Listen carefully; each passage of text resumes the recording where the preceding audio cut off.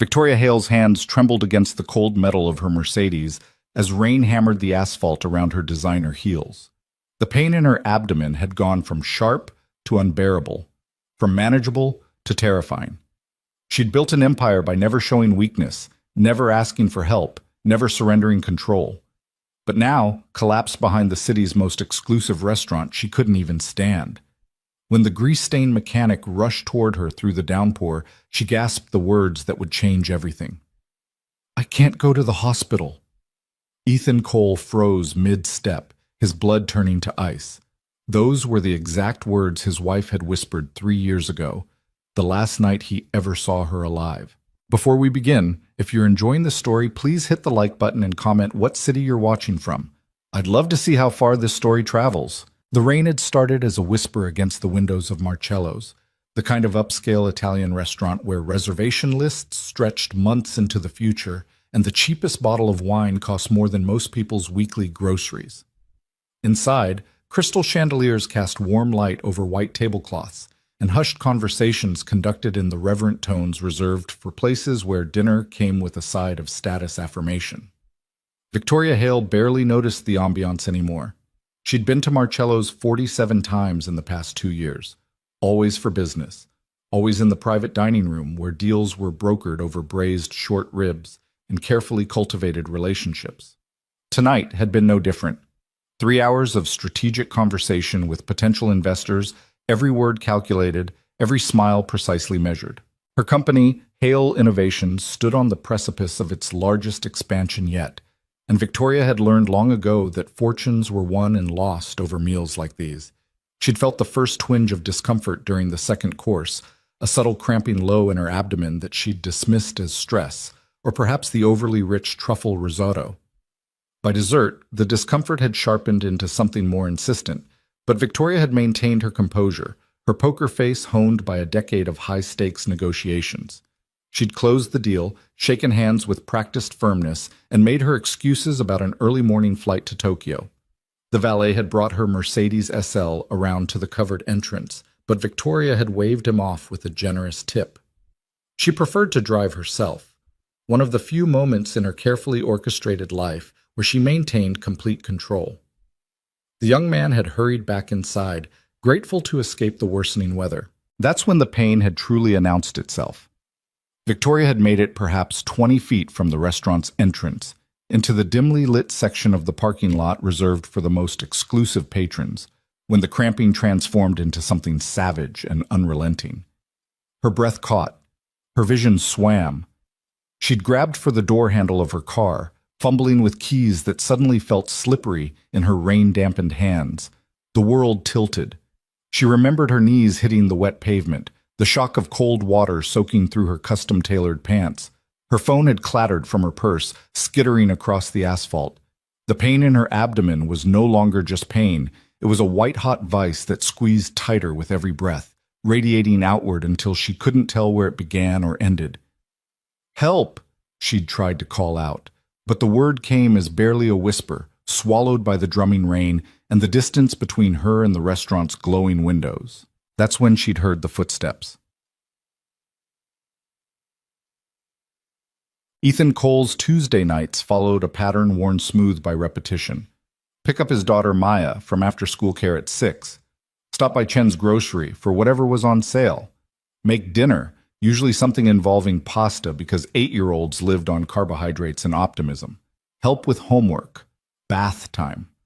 2 stories, never just one, because Maya had inherited her mother's negotiation skills. Lights out by 9. Then, and only then, did Ethan allow himself to return to the small garage he'd been nursing back to life for the past 18 months.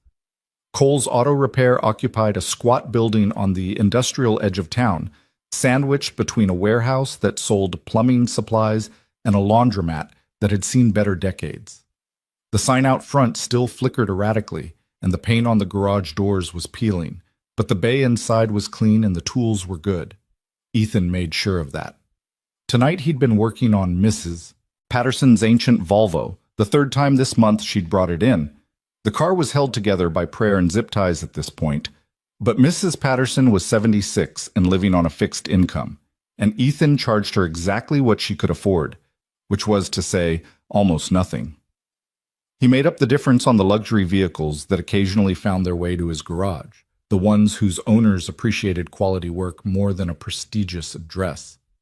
He'd been elbow deep in the Volvo's transmission when his phone had buzzed with a text from Maya's babysitter, Mrs. Chen, from upstairs. The message included a photo of his daughter already asleep, curled around her favorite stuffed elephant, and a simple note, "All good here." Finished her math homework. She ate 3 helpings of dinner. Ethan had smiled at that. Maya's appetite had finally returned to normal after years of being a ghost of itself. Small victories. He'd wrapped up for the night around 11, later than intended but satisfied with the progress. The rain had started while he'd been working, a spring storm that had rolled in with surprising intensity.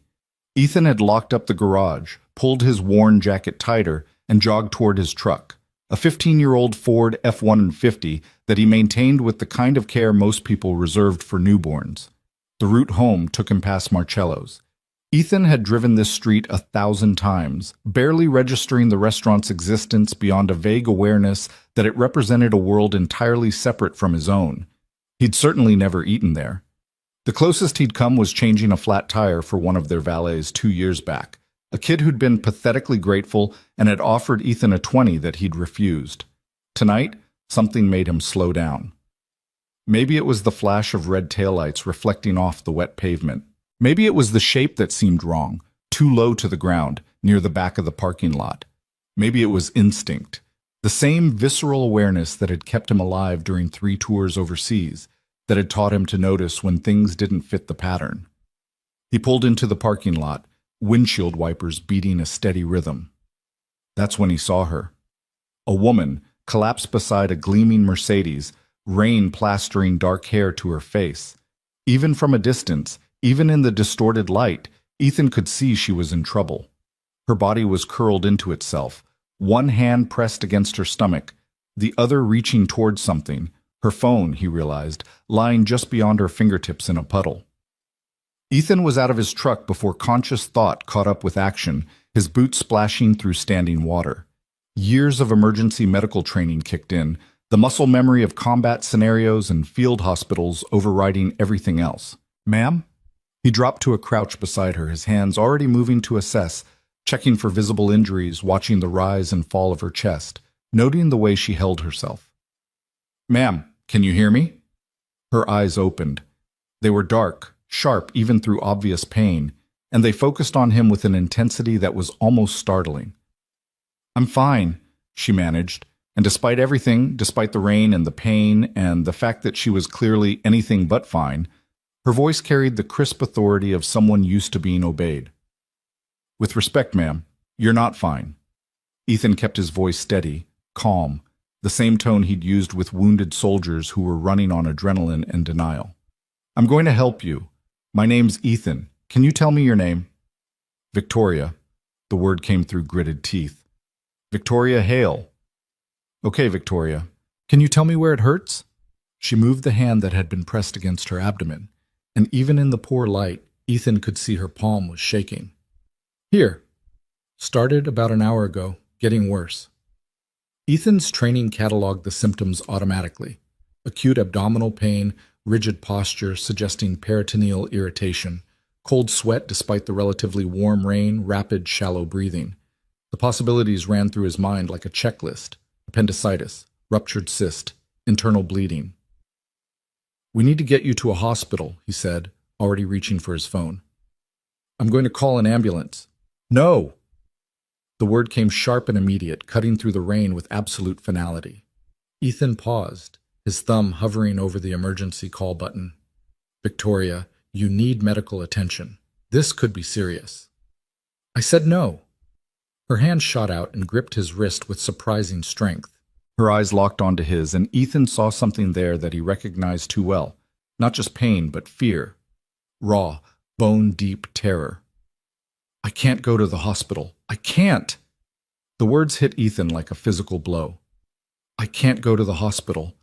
His wife's voice echoed across 3 years, across all the distance that death creates. Sarah, sitting on their bathroom floor at 2 in the morning, her face pale and drawn, insisting she was fine, that it was just a migraine, that hospitals were for people who were actually sick. Sarah, who'd grown up in foster care, who'd spent enough time in emergency rooms as a child to associate them with social workers and questions and the threat of being taken away. Sarah, who'd made him promise that night to let her sleep it off, who'd convinced him with those same eyes full of fear and determination that she'd be okay by morning. By morning, she'd been gone. An aneurysm, the coroner had said. Nothing anyone could have done, they'd told him. But Ethan knew better. If he'd called 911 that night, if he'd refused to listen to her fear, if he'd been stronger. "Sir?" Victoria's voice pulled him back. "Are you all right?" Ethan realized his hands were shaking. He forced himself to breathe, to push down the memories that threatened to drown him. "Yeah, sorry." He studied her face, seeing past the expensive makeup and the designer clothes to the person underneath. "But I can't let you make the same mistake." "You don't understand." "Then help me understand." He shifted to sit beside her, taking some weight off his knees. The rain continued to pour, but neither of them seemed to notice anymore. "Talk to me, Victoria. Why can't you go to the hospital?" She was quiet for a long moment, her breathing shallow and pained. When she finally spoke, her voice had lost some of its sharp edges. "When I was 7, my mother got sick. Pneumonia," they said later, but at the time we didn't know. She kept saying she was fine, that she just needed rest. My father was away on business. He was always away on business. By the time the neighbor called the ambulance, it was bad. Ethan waited, giving her space. They took her to County General. I remember the ambulance, the sirens, how scared she looked. My father flew back, but he didn't make it in time. She died in the emergency room while I sat in the waiting area with a social worker who kept giving me juice boxes and telling me everything would be okay. Victoria's laugh was bitter, broken. Everything wasn't okay. Nothing was ever okay again. "I'm sorry," Ethan said quietly. The hospital became this place where everything ended, where people went in and didn't come out. I know it's irrational. I know hospitals save people. I've donated millions to medical research, for crying out loud. But knowing something intellectually and feeling it, she broke off, her hand pressing harder against her abdomen. I built an empire by trusting my instincts, by listening to my gut, and every instinct I have is screaming that if I go through those doors, I won't come back out. The rain seemed to intensify, drumming on the pavement around them in a relentless rhythm. Ethan understood trauma, understood how it could burrow deep and reshape everything, how fear could become so fundamental that you didn't even recognize it as fear anymore, just as truth. "My wife died 3 years ago," he heard himself say. The words came out rough, unpracticed. He didn't talk about Sarah, not to anyone except maybe Mrs. Chen after too many sleepless nights. "She had a headache, bad one. Told me she didn't want to go to the hospital, that she'd had them before, that she'd be fine. I believed her because it was easier than fighting, easier than facing her fear. By morning, she was gone. Brain aneurysm." Victoria's eyes widened slightly. "I'm so sorry." "I was a combat medic," Ethan continued. 3 tours. Saved lives in conditions that would make a hospital look like paradise. But when it mattered most, when it was my wife, I froze. I let her fear become my fear, and she died because I was too weak to push past it. That wasn't weakness. Yes, it was. The admission came sharp, final. And I've had 3 years to live with it. 3 years of my daughter asking why mommy isn't here. 3 years of knowing that if I'd been stronger, Sarah might be. So I'm telling you right now, Victoria, I won't make that mistake again." She stared at him, this stranger in grease-stained clothes who'd appeared out of the rain like some sort of guardian angel, or possibly a ghost. "What are you saying?" "I'm saying your fear is real and valid, and I understand it, but it's also going to kill you if you let it." Ethan held her gaze. "I can see the signs, Victoria. Rigid abdomen, cold sweats, the way you're guarding your right side. This isn't something that's going to get better on its own. This is serious. And every minute we sit here in the rain debating it, you're getting worse. You can't know that. I do know that. I've seen enough battlefield injuries to recognize peritonitis when I see it. My guess? Appendicitis, probably acute, maybe already ruptured. You need surgery. And you need it soon. Victoria's breath came faster, panic rising visibly in her chest. I can't do it. You don't understand what it's like. You're right, I don't understand exactly what it's like to be you. But I understand fear, I understand trauma, and I understand that sometimes the bravest thing we can do is face the thing that terrifies us most. He paused, then added more softly, I also understand that sometimes we need help to do that. I don't need help. The words were automatic, defensive, but they lacked conviction. Everyone needs help sometimes, Victoria, even people who've spent their whole lives proving they don't. She closed her eyes, and Ethan saw a tear slide down her cheek, mixing with the rain. I've built everything by myself, made myself successful, made myself strong, made myself someone who doesn't need anyone. If I fall apart now, needing medical care isn't falling apart. It's being human. Ethan shifted slightly, wincing as his knee protested. Look, I'm going to be honest with you. In about 5 minutes, I'm going to call an ambulance whether you agree or not, because I'm not going to sit here and watch you die from stubbornness and trauma. But I'd rather you make this choice yourself. I'd rather you be the one who decides you're worth saving. Easy for you to say. Nothing about this is easy. His voice roughened. Do you think it's easy for me to push someone toward a hospital when my wife's death taught me that hospitals are where people go to die? Do you think I don't feel that same terror every time I see those emergency room doors? But I learned something else that night, Victoria. I learned that fear is a liar. It doesn't keep us safe, it just keeps us from living. Victoria opened her eyes again, studying his face with an intensity that felt like being seen for the first time in years. You really were a medic? Army, 68 Balayu, 3 tours in Afghanistan, 1 in Iraq. Saw things I wouldn't wish on anyone. Did things I'm proud of and things that still wake me up at night. But the training was real, and the experience was real. And right now I'm telling you, as someone who knows what they're talking about, you're in serious danger. And if I say no, if I refuse to go? Ethan was quiet for a moment. Then I'll sit here with you until you pass out from the pain, at which point I'll call the ambulance anyway, and you'll wake up in the very hospital you're trying to avoid. Except you'll be in worse shape, and I'll have wasted precious time that could make the difference between a routine surgery and something much more serious. Is that really what you want? I want to not be terrified. The confession came small, almost childlike. I want to be brave like everyone thinks I am. Victoria, look at me. Ethan waited until her eyes met his. Being brave doesn't mean not being scared. It means being scared and doing the thing anyway. It means acknowledging the fear and choosing to move forward despite it. And right now, being brave means letting me help you. The rain continued its assault, but something had shifted between them, some understanding that transcended the circumstances. 2 people, both haunted by loss, both shaped by trauma, finding connection in the most unlikely of moments. If I do this, Victoria said slowly, if I let you take me to the hospital, will you stay?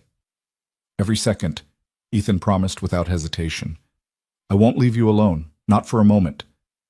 Even though I'm a complete stranger?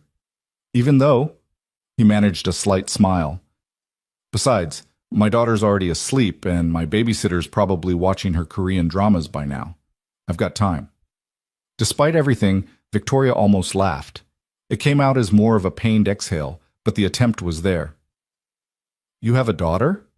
Maya. She's 8. Smartest kid you'll ever meet, though I might be biased. Looks just like her mother, which kills me and saves me in equal measure every single day. And you're raising her alone? Yeah, some days better than others, but we manage. She's the reason I get up in the morning, the reason I keep the garage running, the reason I'm still here at all. Ethan's voice softened. She's also the reason I can't let you die in this parking lot. Because I know what it's like to lose a parent, and I know what it does to a kid, and I wouldn't wish that on anyone's child. I don't have children, Victoria said quietly. Never had time. Built a company instead, like that was some sort of equivalent. It's not too late. For children?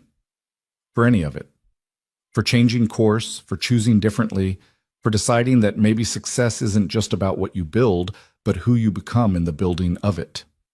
Ethan shifted his weight, his clothes now completely soaked through. But none of that matters if you don't survive tonight. Victoria was quiet, and Ethan could see the war playing out behind her eyes. Fear versus logic, trauma versus survival instinct. He understood that battle intimately. He fought it himself every single day. Finally, she spoke. If we do this, and I'm not saying we are, but if we don't call an ambulance, Victoria, let me finish. Ambulances mean EMTs, mean reports, mean questions. I know people at County General, people who'd recognize my name, people who'd call board members, people who'd turn this into something public and complicated, and she broke off, breathing hard. If we're doing this, we do it quietly. You drive me. We go straight to the emergency entrance, in and out before anyone realizes what's happening. It was a terrible idea, medically speaking. Ethan knew that. But he also knew that getting her to agree to go at all was the priority, and if this was what it took... My truck's right over there, he said, gesturing toward the battered F-150. But Victoria, we need to go now. Not in 5 minutes, not after you think about it more. Now. She nodded, the movement small but definite. Okay, help me up. Ethan stood first, his muscles protesting the sustained crouch, then extended both hands down to her. Victoria gripped them. Her hands were ice cold despite the warm rain, and he pulled her carefully to her feet. She swayed immediately, a soft gasp of pain escaping her lips, and Ethan wrapped an arm around her waist to steady her. Easy, I've got you. My phone, I'll grab it. He helped her lean against the Mercedes, then scooped up her phone from the puddle. The screen was cracked but still glowing. He handed it to her, then retrieved her purse from where it had fallen beside the car. Anything else? Keys, in my hand when I fell. Ethan spotted them near the rear tire, collected them, and locked her car with the remote. All set. Now let's get you out of this rain. The walk to his truck was only about 30 feet, but it might as well have been 30 miles. Victoria moved like every step cost her, one arm wrapped around her middle, the other gripping Ethan's shoulder for support. He matched her pace, patient and steady, murmuring encouragement. Almost there. You're doing great. Just a few more steps. When they reached the F-150, Ethan helped her into the passenger seat with the kind of care usually reserved for the critically injured, which, he supposed, she was. He reached across to buckle her seatbelt, trying not to jostle her too much. Comfortable as you can be? He asked. That's a relative term right now. But there was something almost like humor in her voice, which Ethan took as a good sign. He closed her door and jogged around to the driver's side, climbing in and starting the engine in one smooth motion. The old Ford rumbled to life with its characteristic diesel rattle. Ethan cranked the heat up. Victoria was shivering now, whether from cold or shock he couldn't tell, and pulled out of the parking lot with deliberate care. County General was 12 minutes away in good traffic. Tonight, with the rain and the late hour, he could make it in 8, maybe 7 if he pushed it. But pushing it meant sharp turns and sudden stops, and sharp turns, and sudden stops meant more pain for Victoria. He'd have to balance speed with care, urgency with caution. The windshield wipers beat their steady rhythm as Ethan navigated onto the main road. Beside him, Victoria had her eyes closed, her breathing shallow and controlled. He'd seen that look before. The intense concentration required to manage pain, to keep it compartmentalized so it didn't overwhelm everything else. Talk to me, he said, keeping his voice calm. Tell me about your company. What does Hale Innovations do? Victoria opened one eye. You're trying to distract me. Is it working? Not particularly. But she took a breath and continued anyway. Tech consulting. We help legacy companies modernize their infrastructure, train their teams, integrate new systems. Started it 10 years ago with $15,000 and a laptop. Now we have offices in 6 countries and gross revenue that would make your eyes water. That's impressive. It's exhausting. She shifted slightly, wincing. But it's mine. Everything I have, I built it myself. No partners, no investors, at least not until recently. No one to answer to except myself. Lonely way to live. Safe way to live, she corrected. Can't lose what you never have. Ethan understood that logic too well. He'd been living it for 3 years, ever since Sarah died. Keep people at a distance. Don't let anyone too close. Protect yourself by controlling exactly how much you let the world in. It worked until it didn't, until the isolation became its own kind of death. What about you? Victoria asked, her voice strained. How does a combat medic end up running an auto repair shop? Long story. We've got time. Unless I'm dying, in which case you should probably drive faster. You're not dying, but I am going to drive a little faster. Ethan accelerated smoothly through a yellow light. The short version is I came home from my last tour and realized I couldn't do medical work anymore. Too many memories, too much trauma. PTSD is real, and it's not picky about who it takes. But I'd always been good with engines. Learned from my grandfather, who ran a shop back in Pennsylvania. So when Sarah got pregnant with Maya, I started thinking about stability, about building something that would last. Found a job at a garage here in town, worked there for 7 years, saved everything I could. When the owner retired, he sold me the business for a fraction of what it was worth, called it my thank you for your service discount. That's kind of him. It was. Though the business was barely hanging on at that point, so maybe he was just happy to unload it on someone else. Ethan smiled slightly. Either way, I've been trying to turn it around for the past 18 months. Some days it feels possible. Others you wonder what the hell you were thinking. Exactly that. They drove in silence for a few moments, the rain easing slightly. Ethan kept checking on Victoria from the corner of his eye, monitoring her color, her breathing, the way she held herself. She was deteriorating, not dramatically, but visibly. Every minute counted now. I'm scared, Victoria said suddenly, her voice small in the darkness of the truck cab. I know I agreed to this. I know it's the right thing, but I'm absolutely terrified. I know. What if... She broke off, then forced herself to continue. What if I go in there and I don't come back out? What if my mother's story becomes my story? It won't. You can't promise that. You're right, I can't promise that. Medicine isn't magic, and sometimes people die even when doctors do everything right. But I can promise you that your chances are a hell of a lot better in that hospital than they are anywhere else. I can promise you that modern medicine is a miracle compared to what your mother had access to 20-something years ago. And I can promise you that I will be right there beside you every single step of the way. Victoria turned to look at him fully, and even in the dim light from the dashboard, Ethan could see tears streaming down her face. Why? Why do you even care? You don't know me. I'm just some woman who collapsed in a parking lot.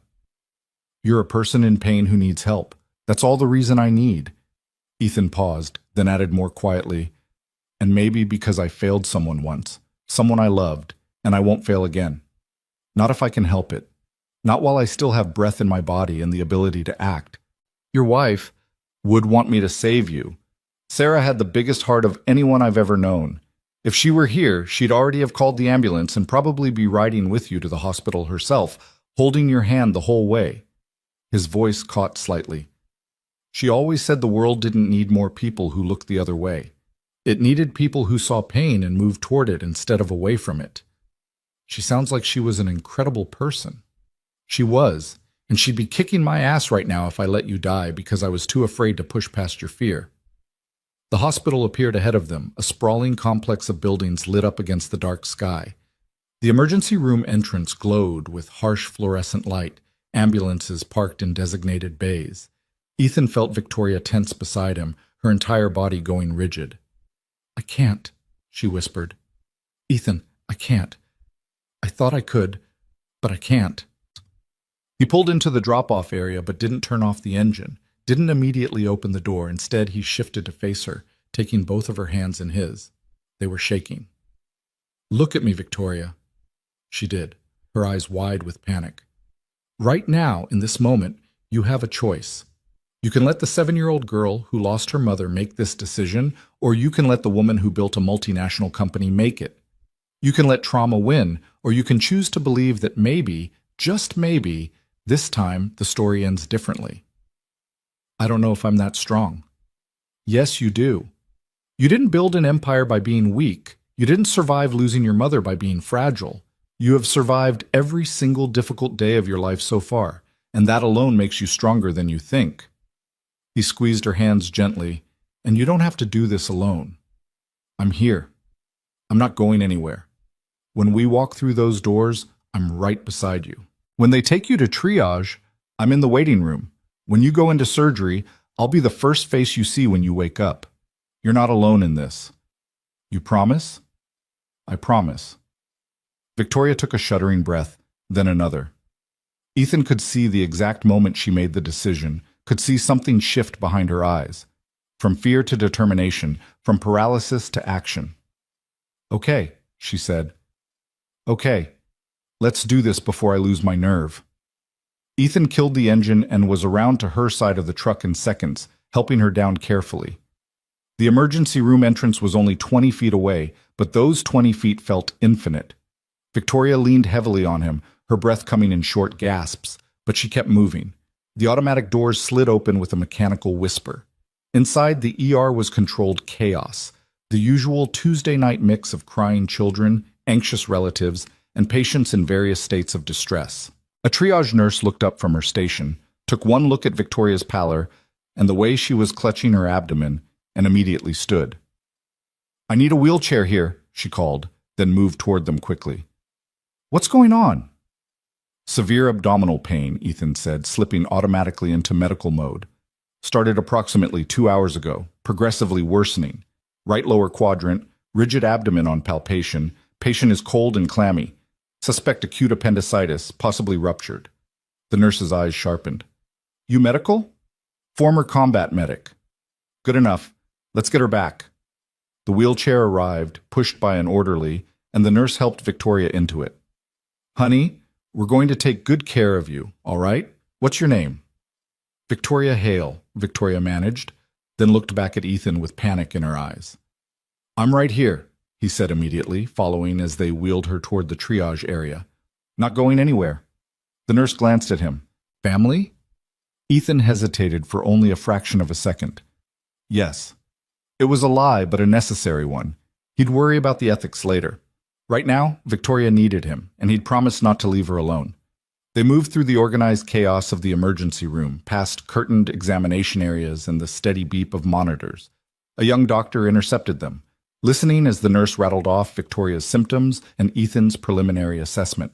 He asked Victoria a rapid series of questions, his hands gently probing her abdomen while she tried not to flinch. We're going to get you to imaging, the doctor said, his voice calm and professional. I want to run a CT scan, confirm what we're dealing with. If it's appendicitis, we'll have surgery standing by. How long? Victoria asked, her voice tight. Fast as we can. I promise. He looked at Ethan. You can wait in the family area. I'm staying with her, Ethan said firmly. Sir, hospital policy. I don't care about policy. I promised I'd stay and I'm staying. The doctor looked like he wanted to argue, but something in Ethan's expression made him reconsider. Fine. But you'll need to wait outside imaging, radiation safety. That's fine, as long as she knows I'm there. They wheeled Victoria down another corridor, moving with the kind of controlled urgency that spoke to the seriousness of her condition. Ethan kept pace beside the wheelchair, his hand finding Victoria's where it gripped the armrest. She held on like he was the only solid thing in a tilting world. Outside the imaging suite, they had to stop. The technician was apologetic but firm, no one beyond this point except the patient. Ethan crouched beside Victoria's wheelchair, making sure she could see his face clearly. This is where I have to wait, he said, but I'll be right here when you come out, 10 feet away, maximum. You understand? Victoria nodded, but her grip on his hand tightened. What if? No what ifs. Just focus on getting through the scan. They're going to slide you into a machine that looks like a giant donut. It's going to make some weird noises, and then they're going to have answers. That's it. Simple. Nothing about this is simple. Fair point. He managed a smile. But you've got this. You've faced down investors and competitors and built something incredible from nothing. A CT scan is nothing compared to that. She laughed, the sound wavering but real.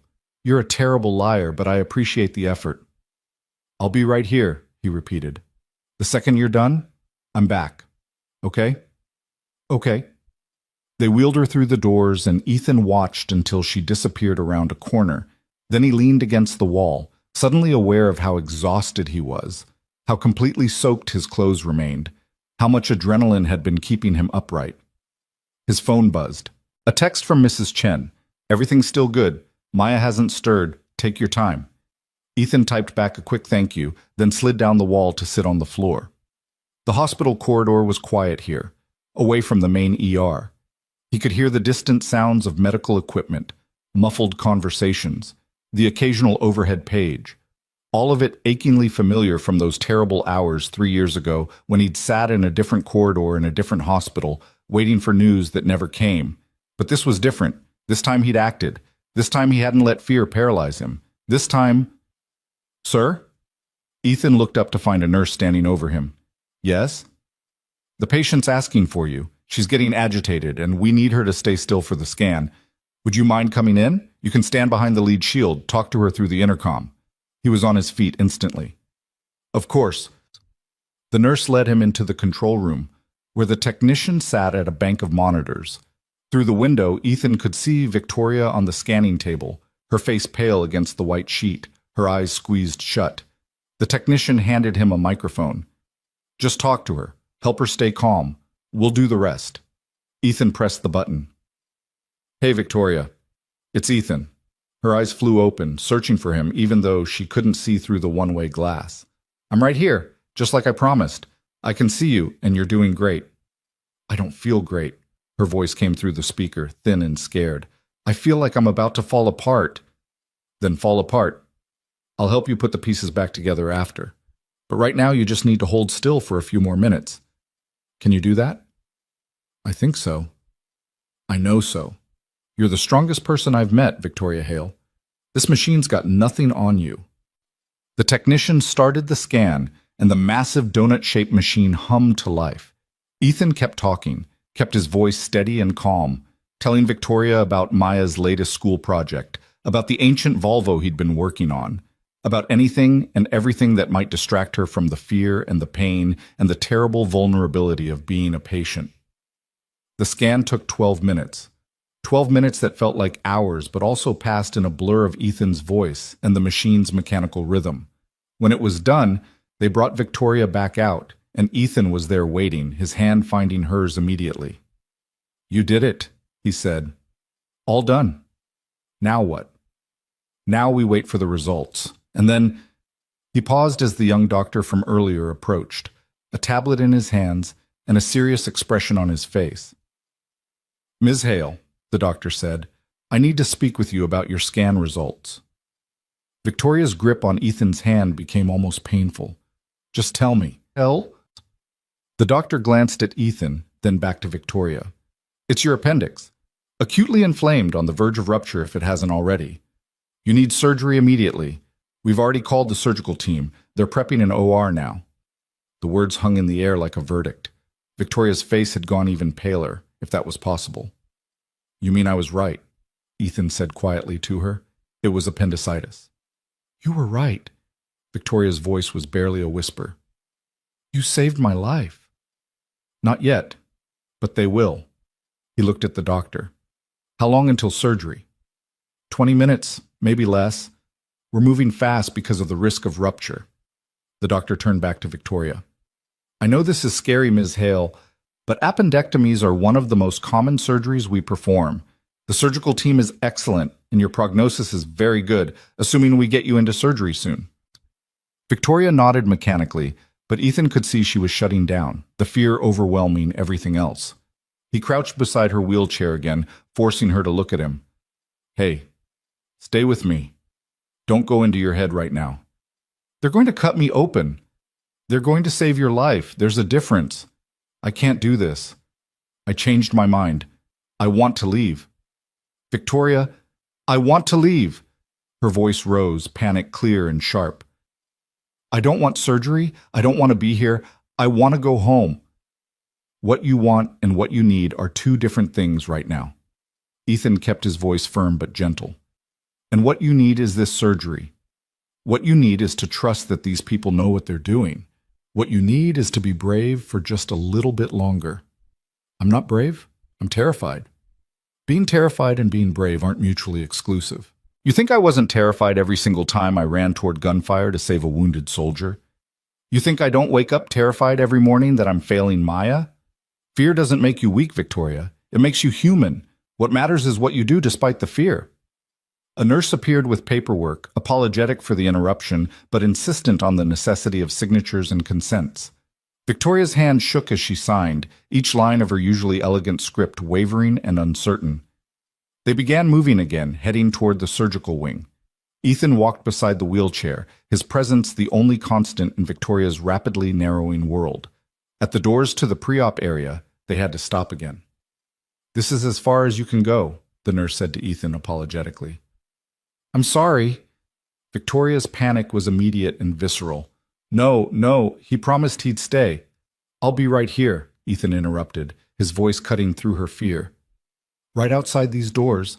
The second you're out of surgery, I'll be in recovery. You won't wake up alone." "You promise?" "I promise." "Have I broken a promise to you yet?" "No." "Then trust me." He leaned down, his voice dropping to something only she could hear. "You are going to get through this, Victoria.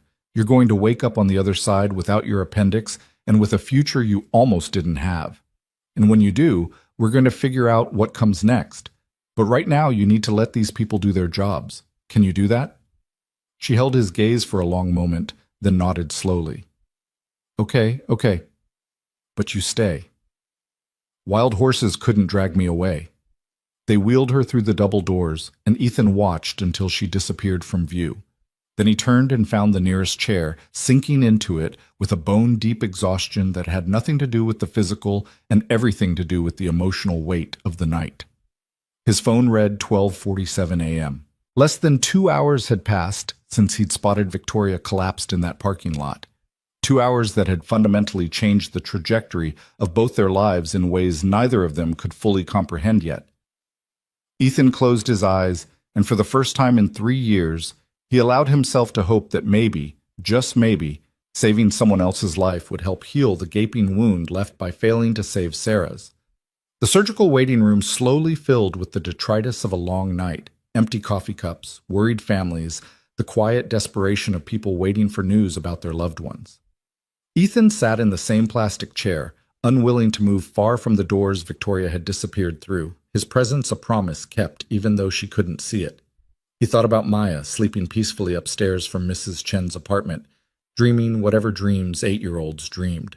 He thought about Sarah and the last night he'd seen her alive. He thought about Victoria and the fear in her eyes, and the courage it had taken to walk through those hospital doors despite every instinct screaming at her to run. And he thought about what she'd said, that she'd built an empire alone, that she'd made herself strong by making herself isolated. He recognized that story because he'd been living a version of it himself, keeping everyone at arm's length because losing Sarah had taught him that love was just another word for eventual devastation. But maybe they were both wrong. Maybe strength wasn't about standing alone. Maybe it was about knowing when to reach out, when to accept help, when to acknowledge that being human meant being vulnerable, and being vulnerable meant being brave. The waiting room clock ticked toward 2 a.m., and Ethan stayed exactly where he'd promised to stay, waiting for Victoria Hale to come back from the edge of death he'd pulled her from, waiting to prove that sometimes, just sometimes, fear didn't get to write the ending. Outside, the rain finally stopped, and the first hint of dawn began to lighten the eastern sky. The surgical waiting room existed in its own peculiar dimension of time, where minutes stretched into eternities and hours collapsed into moments. Ethan had learned this during his tours overseas, waiting for medevac helicopters that seemed to take forever and arrive too soon, waiting for news about soldiers he'd patched up and sent away, never knowing if his field treatment had been enough. He'd learned it again 3 years ago, waiting for doctors to tell him something he already knew in his bones, that Sarah was gone and no amount of medical intervention could bring her back. Tonight felt different. Tonight carried the weight of redemption. He'd moved from the plastic chair to lean against the wall near the surgical wing doors, unable to sit still, unable to do anything except replay the evening in his mind. Victoria's face when she'd first refused the hospital, the way her hand had gripped his wrist, the terror in her eyes that he'd recognized because he'd seen it in Sarah's eyes, because he'd lived with it himself for 3 long years. But this time, he'd pushed through. This time, he hadn't let fear win. A surgeon emerged through the double doors around 3:30 a.m., still in scrubs, pulling down her mask as she scanned the waiting room. She was perhaps 50, with steel gray hair pulled back in a practical ponytail, and the kind of steady competence that came from years of making life and death decisions. "Family of Victoria Hale?" she called. Ethan straightened immediately. "Here. I'm here." The surgeon approached, and Ethan tried to read her expression, tried to find the answer before she spoke. Years of combat medicine had taught him to recognize the difference between good news delivered with relief and bad news delivered with practiced sympathy. "I'm Dr. Patricia Chen," she said, extending her hand. "You brought Miss Hale in?" "Yes. How is she?" "Lucky." Doctor. Chen's expression softened into something approaching a smile. "Very, very lucky. Her appendix was on the verge of rupture, probably within the hour. If you'd waited much longer, we'd be having a very different conversation right now. As it is, we got it out cleanly, no complications, no signs of infection spreading. She's in recovery now and should wake up in the next 20 to 30 minutes. The relief hit Ethan like a physical force, his knees actually weakening slightly. He steadied himself against the wall, taking a breath that felt like the first real one he'd drawn all night. She's really okay. She's really okay. We'll keep her for observation for a day or two, make sure everything's healing properly, but I expect a full recovery. No restrictions beyond the normal post-surgical protocol. Dr. Chen paused, her eyes studying him with professional curiosity. The triage nurse said you're the one who recognized the symptoms? That you have medical training? Former Army medic, 68W. Well, your training saved her life tonight. If she'd gone home, tried to sleep it off. Dr. Chen shook her head. Let's just say we see too many cases where people wait too long. You did good work. Ethan felt emotion tighten his throat. Can I see her? Once she's fully awake and we've got her settled in recovery, maybe another half hour. Dr. Chen glanced at her watch. Why don't you grab some coffee? You look like you could use it. I'll have a nurse come find you when she's ready for visitors. It was a dismissal, gentle but firm, and Ethan knew better than to argue with surgeons. He nodded, thanked Dr. Chen, and watched her disappear back through the surgical doors.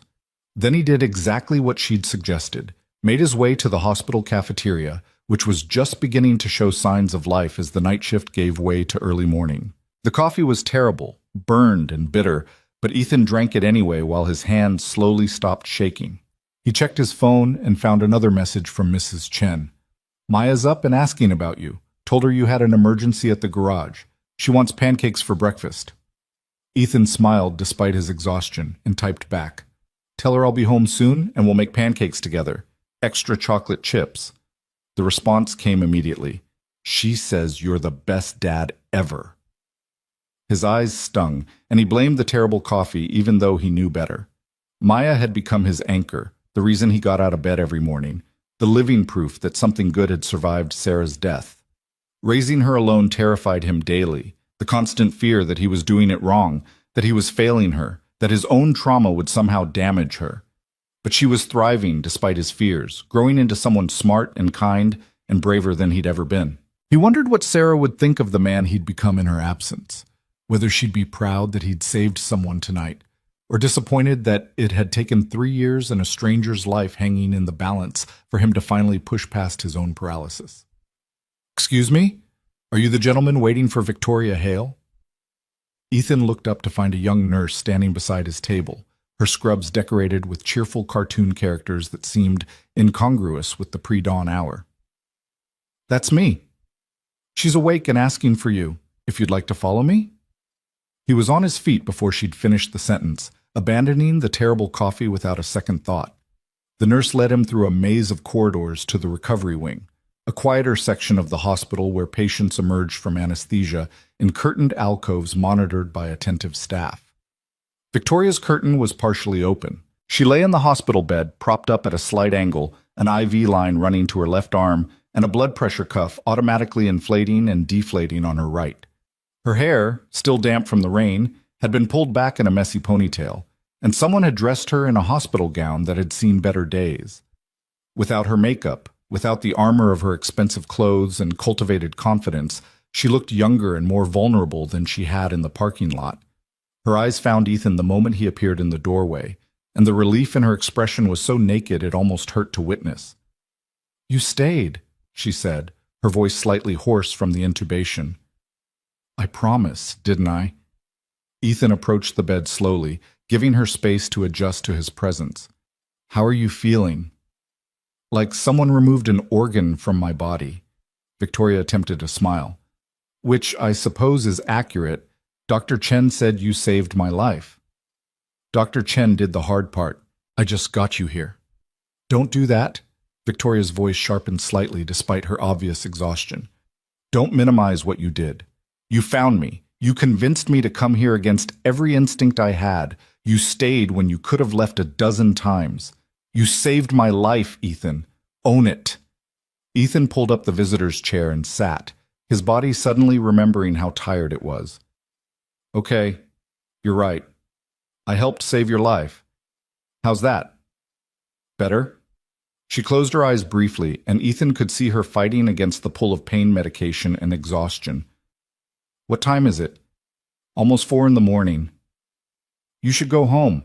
You have a daughter, Maya, right? She'll be waking up soon. I've got time. Mrs. Chen's with her and she knows I had an emergency. Ethan leaned forward slightly. Besides, I told you I'd be here when you woke up. I keep my promises. Victoria studied him with those sharp, dark eyes, and Ethan had the unsettling sense that she was seeing far more than he intended to show. Why? I still don't understand why you care so much about a complete stranger. I told you. You told me about your wife, about feeling like you failed her, but that doesn't explain this, not really. You could have called an ambulance and left. You could have dropped me at the ER entrance and driven away. Instead, you stayed. You lied about being family. You waited through my surgery. She paused. No one does that without a reason. Ethan was quiet for a long moment, trying to find words for something he barely understood himself. When Sarah died, I made a promise to myself that I'd never let fear paralyze me again, that if I ever had the chance to save someone, to make a difference, I wouldn't hesitate. I wouldn't freeze. I wouldn't let the moment pass because I was too scared or too uncertain or too worried about the consequences. And I was that chance. You were that chance, he agreed. But it's more than that. Sarah used to say that we're all just walking each other home, that the whole point of being human is to show up for each other in the moments that matter. She believed that deeply, lived it every day. And when she died, I lost that sense of connection, that belief that showing up mattered. I've spent 3 years just trying to survive, just trying to raise Maya without completely falling apart, keeping everyone at a distance because it felt safer. Victoria's expression softened. And tonight changed that? Tonight reminded me that isolation isn't safety. It's just a different kind of dying. Ethan met her eyes. You reminded me that sometimes the bravest thing we can do is let someone help us. And maybe by helping you, I'm helping myself remember how to be the person Sarah believed I could be. That's a lot of weight to put on a stranger's appendicitis. Despite everything, Ethan laughed. Yeah, I guess it is, but here we are. Here we are, Victoria echoed. She shifted slightly in the bed, wincing. The surgeon said I was lucky. That if we'd waited another hour, we didn't wait. That's what matters. I almost made us wait. I almost refused to come. Her voice dropped. I was so scared, Ethan. I thought I'd moved past that fear, thought I'd built myself into someone strong enough that old traumas didn't control me anymore. But the second I saw those hospital doors, I was 7 years old again, sitting in a waiting room, watching my whole world fall apart. Trauma doesn't work that way. It doesn't care how successful you are or how much time has passed. It just sits there waiting for the right trigger, and then it hits you like you're right back in that moment. Ethan knew this intimately. The important thing is you didn't let it win. You were terrified and you walked through those doors anyway. Because you pushed me. Because you chose to trust me. There's a difference. A nurse appeared to check Victoria's vital signs, making notes on a tablet while asking routine questions about pain levels and nausea. Victoria answered mechanically, and Ethan could see exhaustion pulling at her, the adrenaline that had kept her going finally depleting. When the nurse left, Victoria turned back to Ethan. Tell me about Maya. What's she like? Stubborn, smart, way too observant for her own good. Ethan's expression softened the way it always did when he talked about his daughter. She looks exactly like Sarah. Same blonde hair, same green eyes, same smile that could convince you to do just about anything. but she's got my stubbornness, which Sarah used to say was both a blessing and a curse. How's she handling everything, growing up without her mother? Some days better than others. She doesn't remember much. She was only 5 when Sarah died. I've tried to keep Sarah's memory alive, show her pictures, tell her stories. But I worry that Maya's growing up with a ghost instead of a mother, that my grief is somehow stunting her ability to just be a kid. Or maybe your love is giving her something to build on, Victoria suggested quietly. Maybe she's lucky to have a father who shows up for her every single day, who clearly adores her, who's trying his best even when it's hard. I hope so. Most days I feel like I'm barely holding it together, like one wrong move and the whole carefully constructed life I've built will fall apart. That's called being a parent. At least that's what I've heard. Victoria's eyes were starting to drift closed despite her obvious effort to stay awake. I never had children. Always told myself it was because I was too focused on building the company, too busy, too driven. But the truth is I was scared. Scared of failing them the way I felt my parents failed me. Scared of loving someone that much and losing them. It's terrifying, Ethan admitted. Every single day I'm terrified something will happen to Maya, that I'll fail her, that she'll grow up and realize how inadequate I was as a parent. But she's also the best thing that ever happened to me. She's the reason I'm still here. Victoria's hand moved slightly on the hospital blanket, and without thinking, Ethan reached over and took it. Her fingers were warm now, no longer the ice cold they'd been in the rain, and she squeezed his hand with surprising strength. "Thank you," she said, her words starting to slur slightly as the pain medication pulled her under. "Not just for tonight, for reminding me that sometimes the scariest thing is also the right thing." "Get some rest," Ethan said gently. "I'll be here when you wake up." "You keep saying that." "Because I keep meaning it." Victoria's eyes closed, and within moments her breathing had evened out into the deeper rhythm of medicated sleep. Ethan sat there holding her hand, watching the monitors chart her heartbeat and oxygen levels, proof that she was alive and healing and safe. The sky outside the window had shifted from black to deep purple, the first hints of dawn painting the horizon. Ethan thought about calling Mrs. Chen to let her know he'd be a while longer, but his phone showed 4:47 a.m. and he didn't want to wake anyone. Instead, he settled deeper into the uncomfortable visitor's chair, his hand still holding Victoria's, and let himself just exist in this moment of quiet victory. He must have dozed off because the next thing he knew, someone was gently shaking his shoulder. Ethan jerked awake, disoriented, his combat instincts kicking in before his conscious mind caught up. The hand on his shoulder belonged to the same nurse from earlier, and she held up her other hand in a calming gesture. "Easy there. Didn't mean to startle you. Just wanted to let you know we're moving Ms. Hale to a regular room. You're welcome to follow, if you'd like." Ethan glanced at Victoria, who was still sleeping peacefully, then at the window where full daylight now streamed through. "What time is it?" "Just past 7. You've been out for a couple hours." He'd slept in a hospital chair holding a stranger's hand. The absurdity of the situation wasn't lost on him, but neither was the rightness of it. "Yeah, I'd like to follow. Thank you." The process of moving Victoria involved a small army of staff and equipment, a carefully choreographed dance that Ethan observed from a respectful distance. She stirred slightly during the transfer but didn't fully wake, and within 20 minutes she was settled in a private room on the surgical floor with a window overlooking the hospital's parking lot. Ethan claimed the visitor's chair again, this time positioned where he could see both Victoria and the door. His phone showed 7 messages from Mrs. Chen, the most recent one sent 10 minutes ago. "Maya's asking when you'll be home. Want me to tell her anything specific?" He typed back, "Tell her I'm helping someone who got hurt. I'll be home by noon at the latest. Save me some pancakes." "Will do. She's already covered in chocolate chips and syrup. Fair warning." Ethan smiled and pocketed his phone. Maya would have questions. She always did. But she'd also understand. He'd been honest with her from the beginning about what had happened to Sarah, age-appropriate but truthful, and as a result, Maya had developed an unusual empathy for other people's pain. Sometimes Ethan worried he'd forced her to grow up too fast, but mostly he was just grateful she was turning into such a good human. "You're still here." Victoria's voice pulled him from his thoughts. She was awake, more alert now than she'd been in recovery, her dark eyes tracking his movements with that same sharp intelligence he'd noticed in the parking lot. "Told you I would be." Ethan said. How are you feeling? Like I got hit by a truck that was also on fire. She shifted carefully in the bed, testing her range of motion.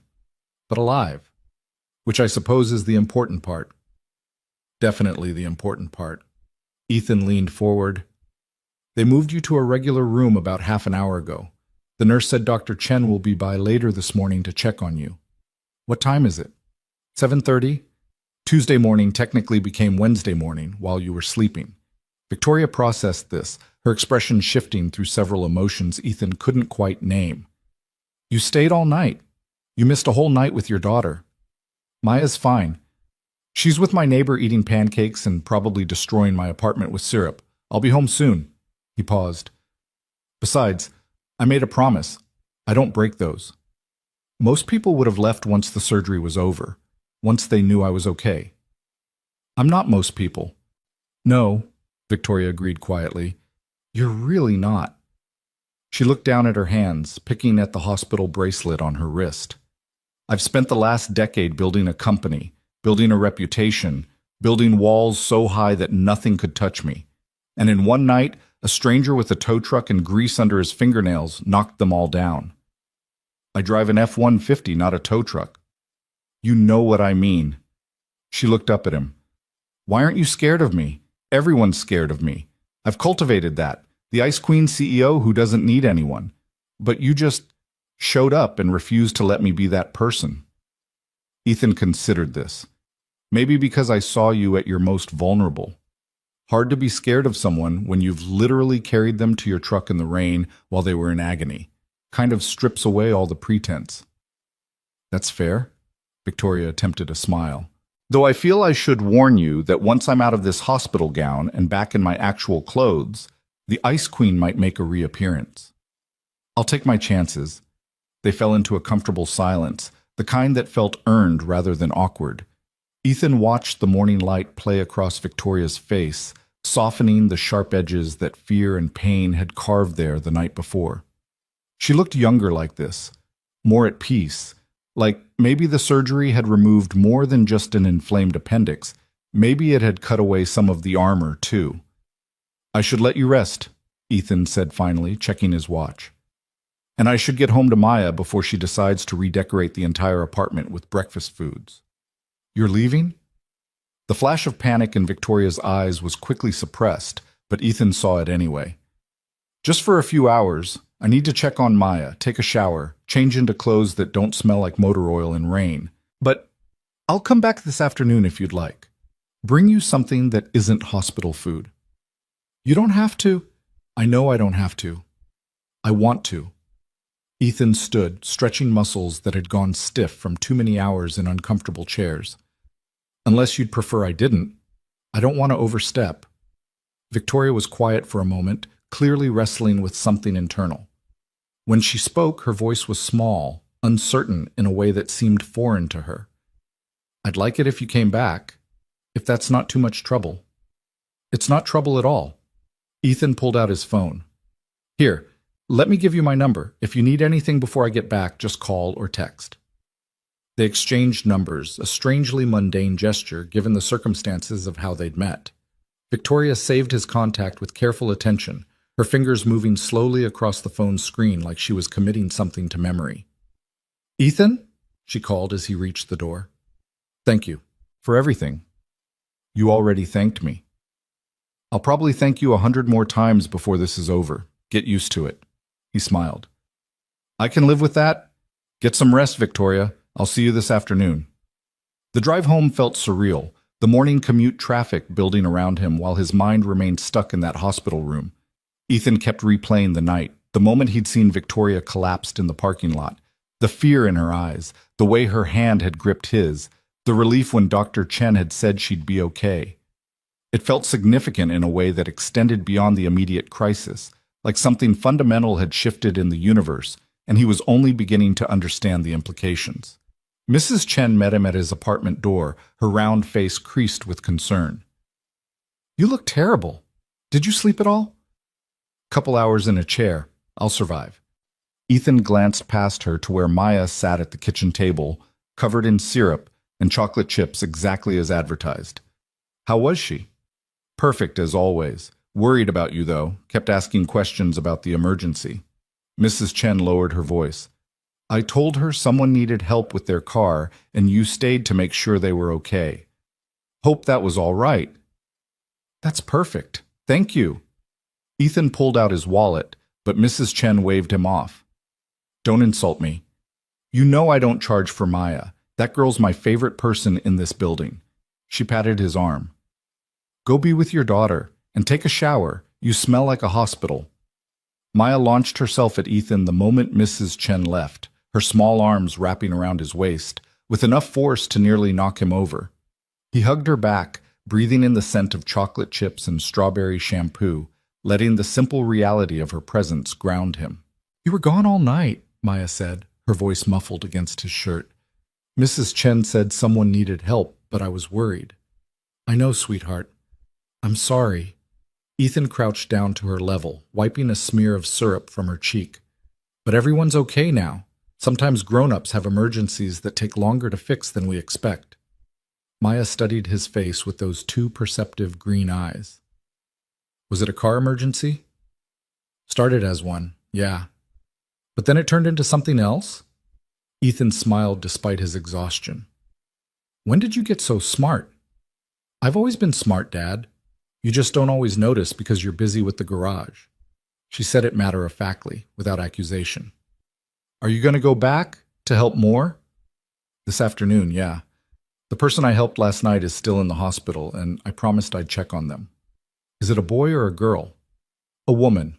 Her name's Victoria. Maya absorbed this information with the seriousness she applied to everything.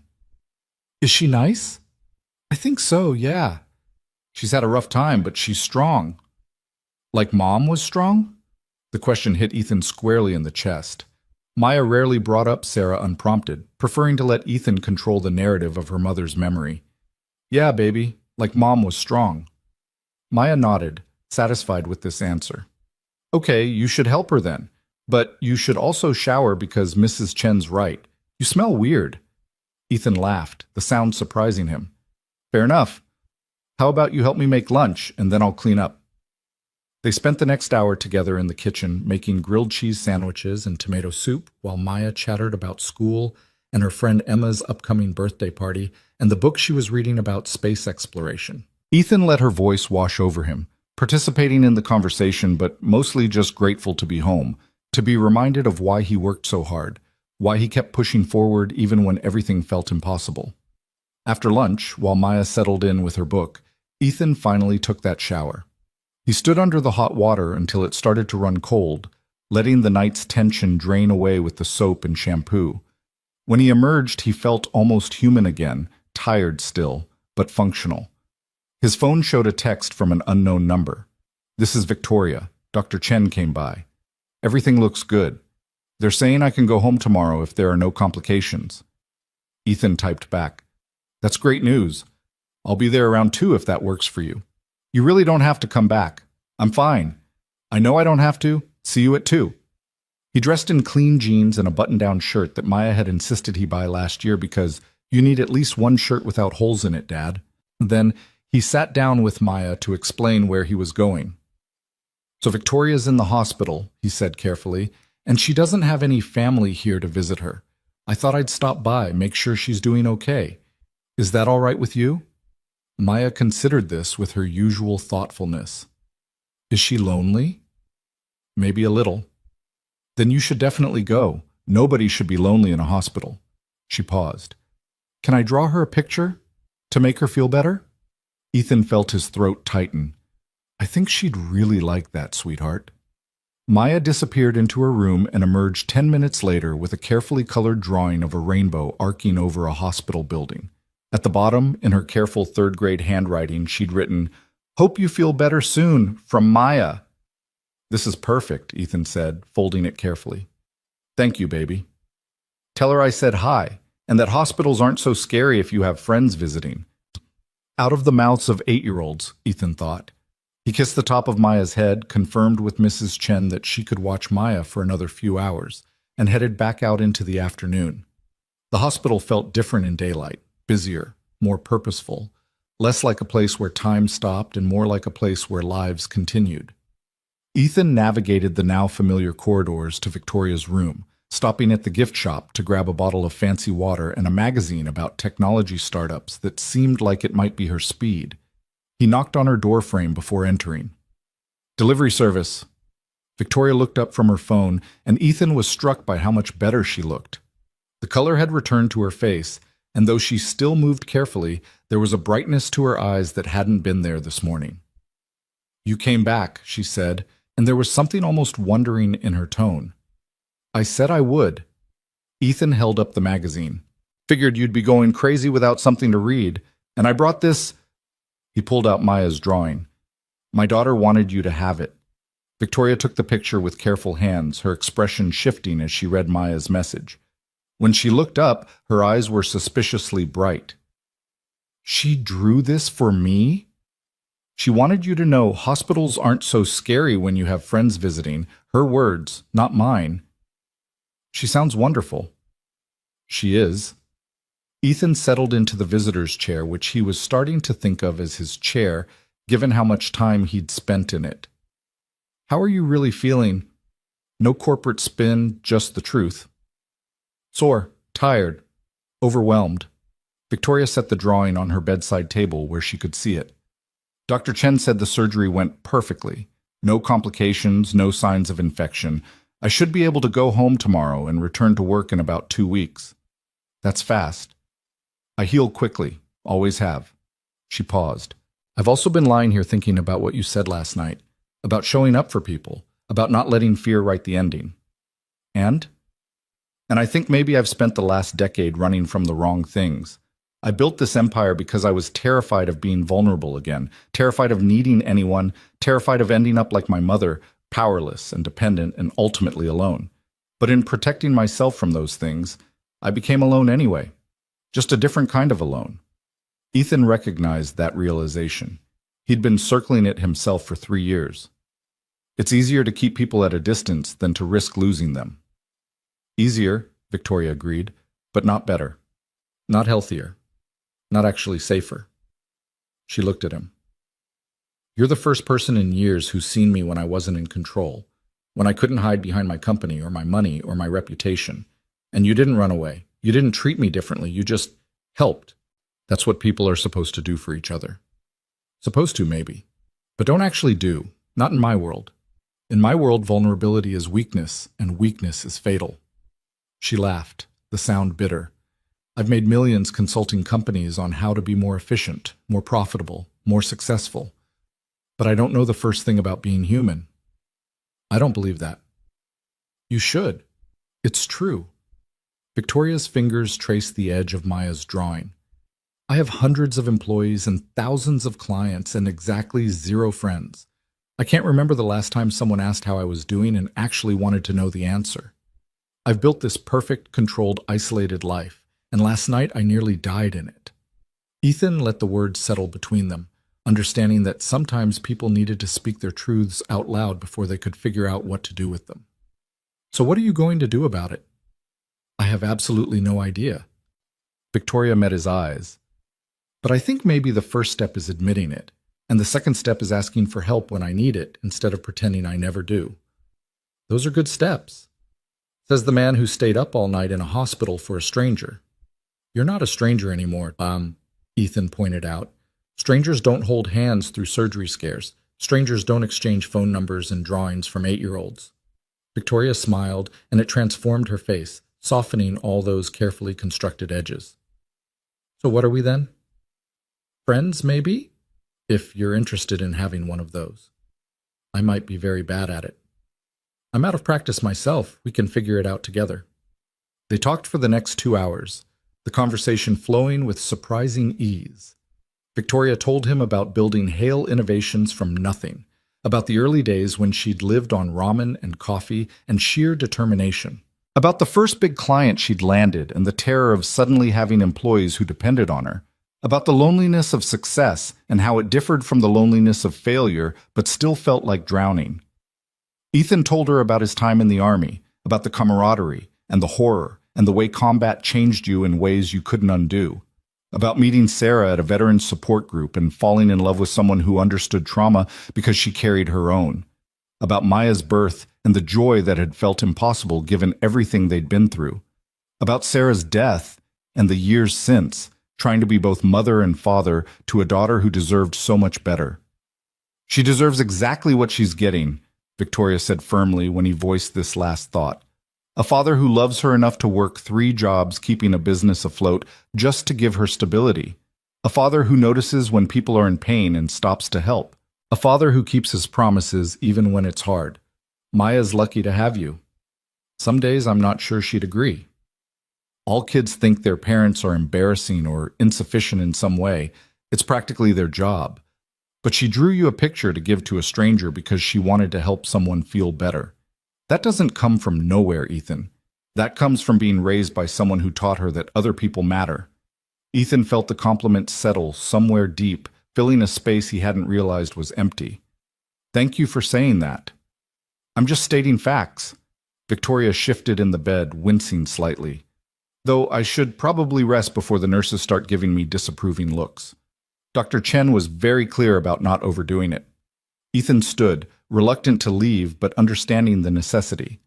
I should get back to Maya anyway. Mrs. Chen's probably wondering if I've moved into the hospital permanently. Will you come back tomorrow, when they discharge me? The question came quickly, almost nervously, like Victoria was afraid of the answer. Do you want me to? I don't have anyone else to call. My assistant could arrange a car service, but that feels... She broke off. Yes, I'd like you to come back, if you can. What time? Dr. Chen said probably around noon. I'll be here. Victoria smiled, and Ethan was struck again by how different she looked from the woman he'd found collapsed in the rain. You're very good at this. At what? Showing up, being reliable, making people feel like they matter. She paused. Has anyone ever told you that? Sarah used to, but I figured she was biased. She was right, though. About you. About showing up for people. Victoria's eyes were starting to drift closed, exhaustion and pain medication pulling her under. Thank you, Ethan, for saving my life and for making me want to figure out what to do with it now that I still have it. Ethan left her sleeping, Maya's rainbow drawing still carefully positioned where Victoria could see it when she woke. The afternoon sun slanted through the hospital windows, painting everything in shades of gold and amber, and Ethan felt something shift in his chest. Not quite hope, not quite healing, but maybe the beginning of both. He'd come to the hospital last night prepared to save a life.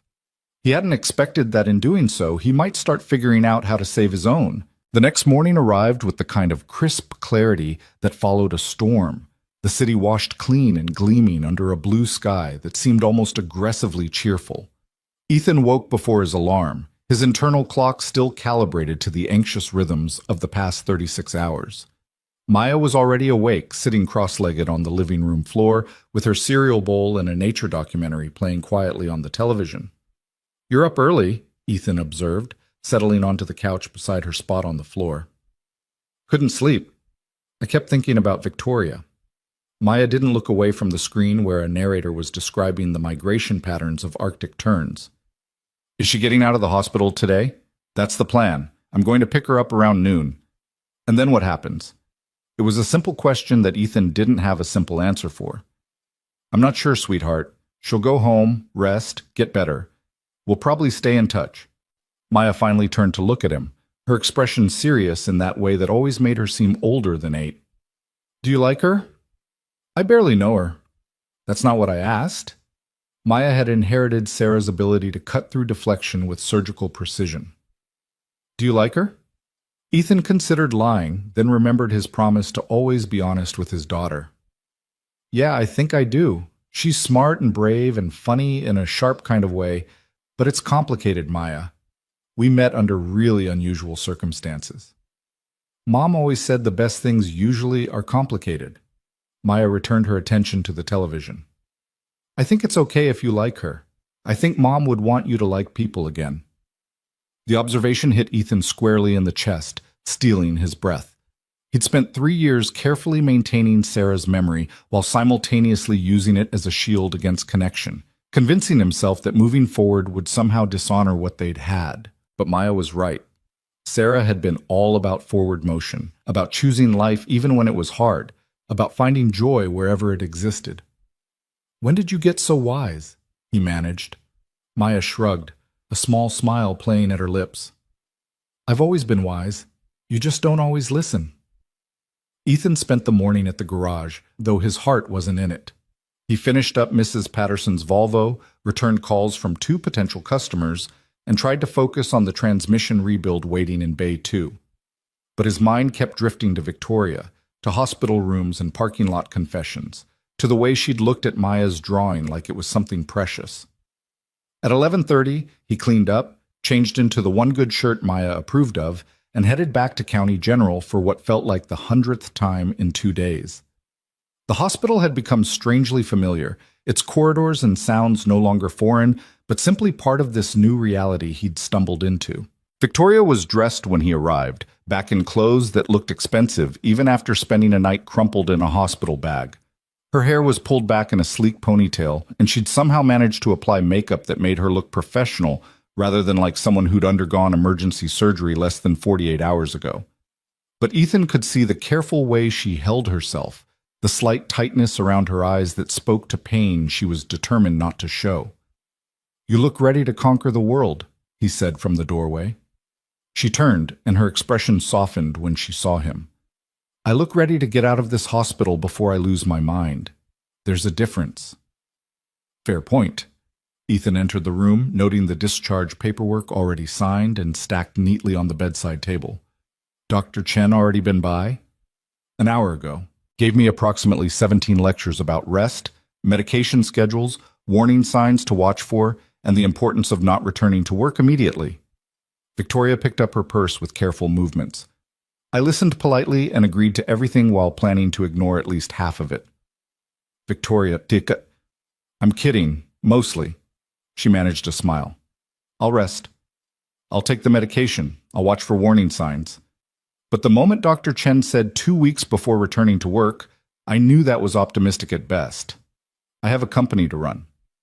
A company that will survive without you for a few days." "You sound very confident about that."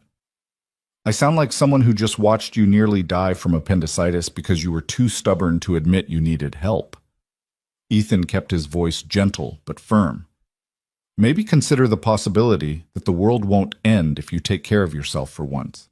Victoria studied him with those sharp, dark eyes, and Ethan had the sense she was weighing something, making calculations he couldn't quite follow. "You're going to be insufferable about this, aren't you?" "Absolutely. Get used to it." A nurse appeared with a wheelchair. "Hospital policy," she explained, even though Victoria insisted she could walk perfectly fine. The ride down to the main entrance was quiet, Victoria's jaw set with the kind of determination Ethan recognized from combat medics who refused to admit they were injured. Pride and pain made for difficult companions. His truck was parked in the pickup zone, and Ethan helped Victoria into the passenger seat with the same careful attention he'd used 2 nights ago in the rain. She didn't protest the assistance, which told him more about her actual condition than any words could. "Where to?" he asked once he'd climbed into the driver's seat. Victoria rattled off an address in the Marina District, one of the city's most exclusive neighborhoods where houses started at several million and climbed rapidly from there. Ethan shouldn't have been surprised, but something about knowing exactly how different their worlds were made the gap feel wider. They drove in silence for the first few minutes, Ethan navigating through midday traffic while Victoria stared out the window at the passing city. Finally, she spoke without looking at him. "I've been thinking about what happens next. After today." "And what did you come up with?" "That I don't want this to be the end of something. I want it to be the beginning." She turned to face him. "I know we're from completely different worlds. I know this whole situation is bizarre and probably violates several social conventions about how strangers are supposed to interact. But you saved my life, Ethan. And in doing that, you made me want to figure out what kind of life is actually worth living." Ethan felt something shift in his chest, like a door opening that he'd kept locked for 3 years. "I'd like that too. The beginning part, I mean. Even though I'm terrible at having friends and will probably mess this up spectacularly.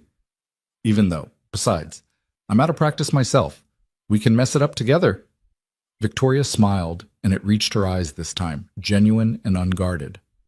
Deal. The Marina District revealed itself in carefully manicured streets and houses that looked like they belonged in architectural magazines.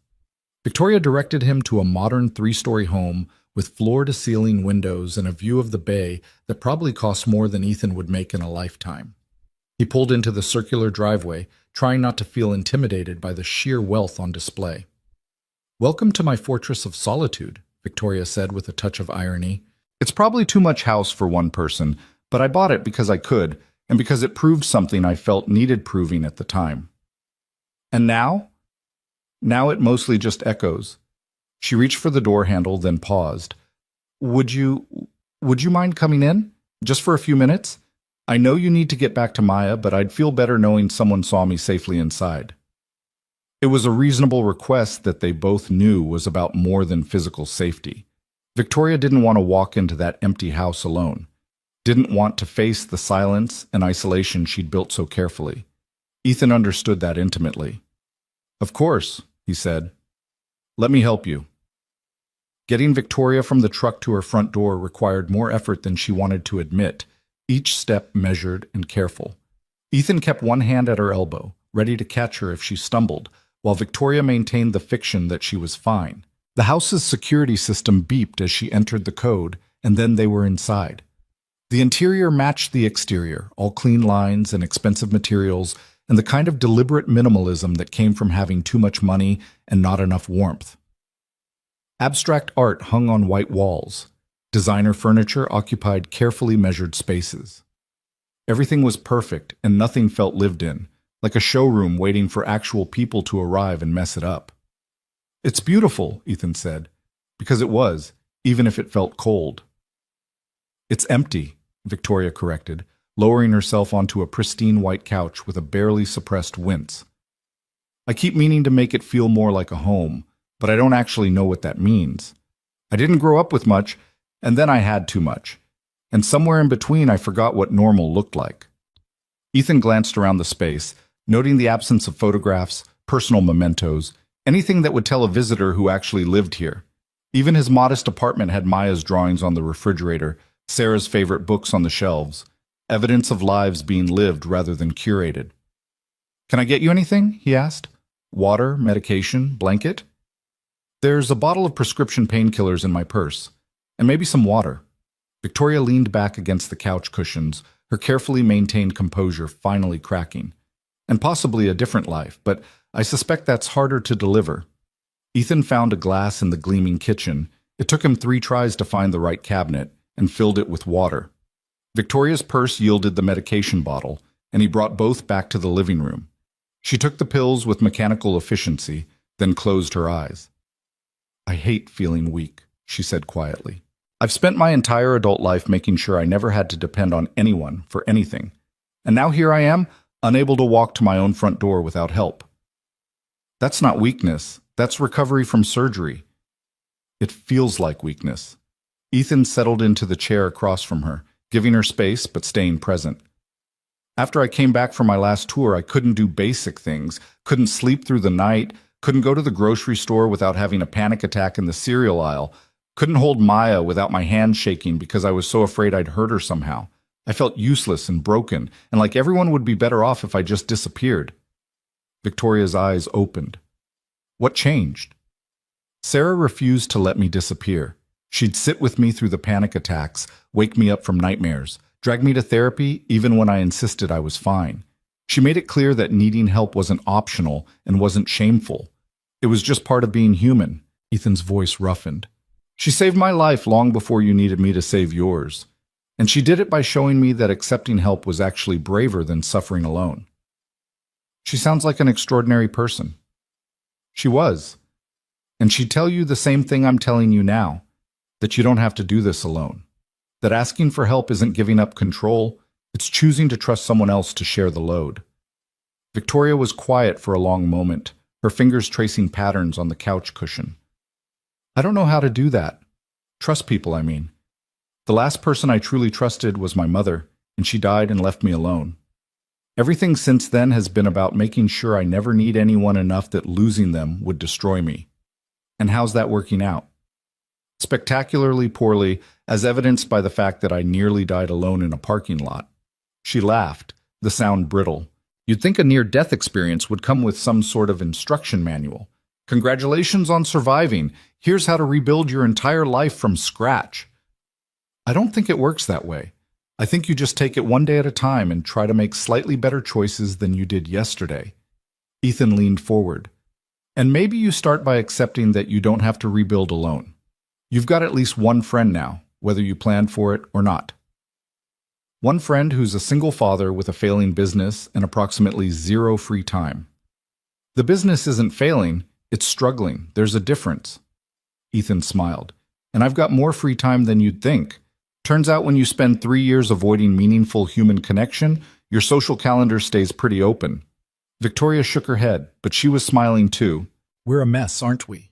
Both of us just stumbling around trying to figure out how to be functional adults while carrying approximately metric tons of trauma and fear. Probably, but at least we're a mess together now. His phone buzzed with a text from Maya. Mrs. Chen says you need to come home soon because I have piano practice at 3. Also, I made another drawing for Victoria. This one has dolphins. Ethan showed Victoria the message, and her expression softened in a way that made her look younger, more vulnerable. You should go. Your daughter needs you. Will you be okay here alone? I've been alone in this house for 5 years.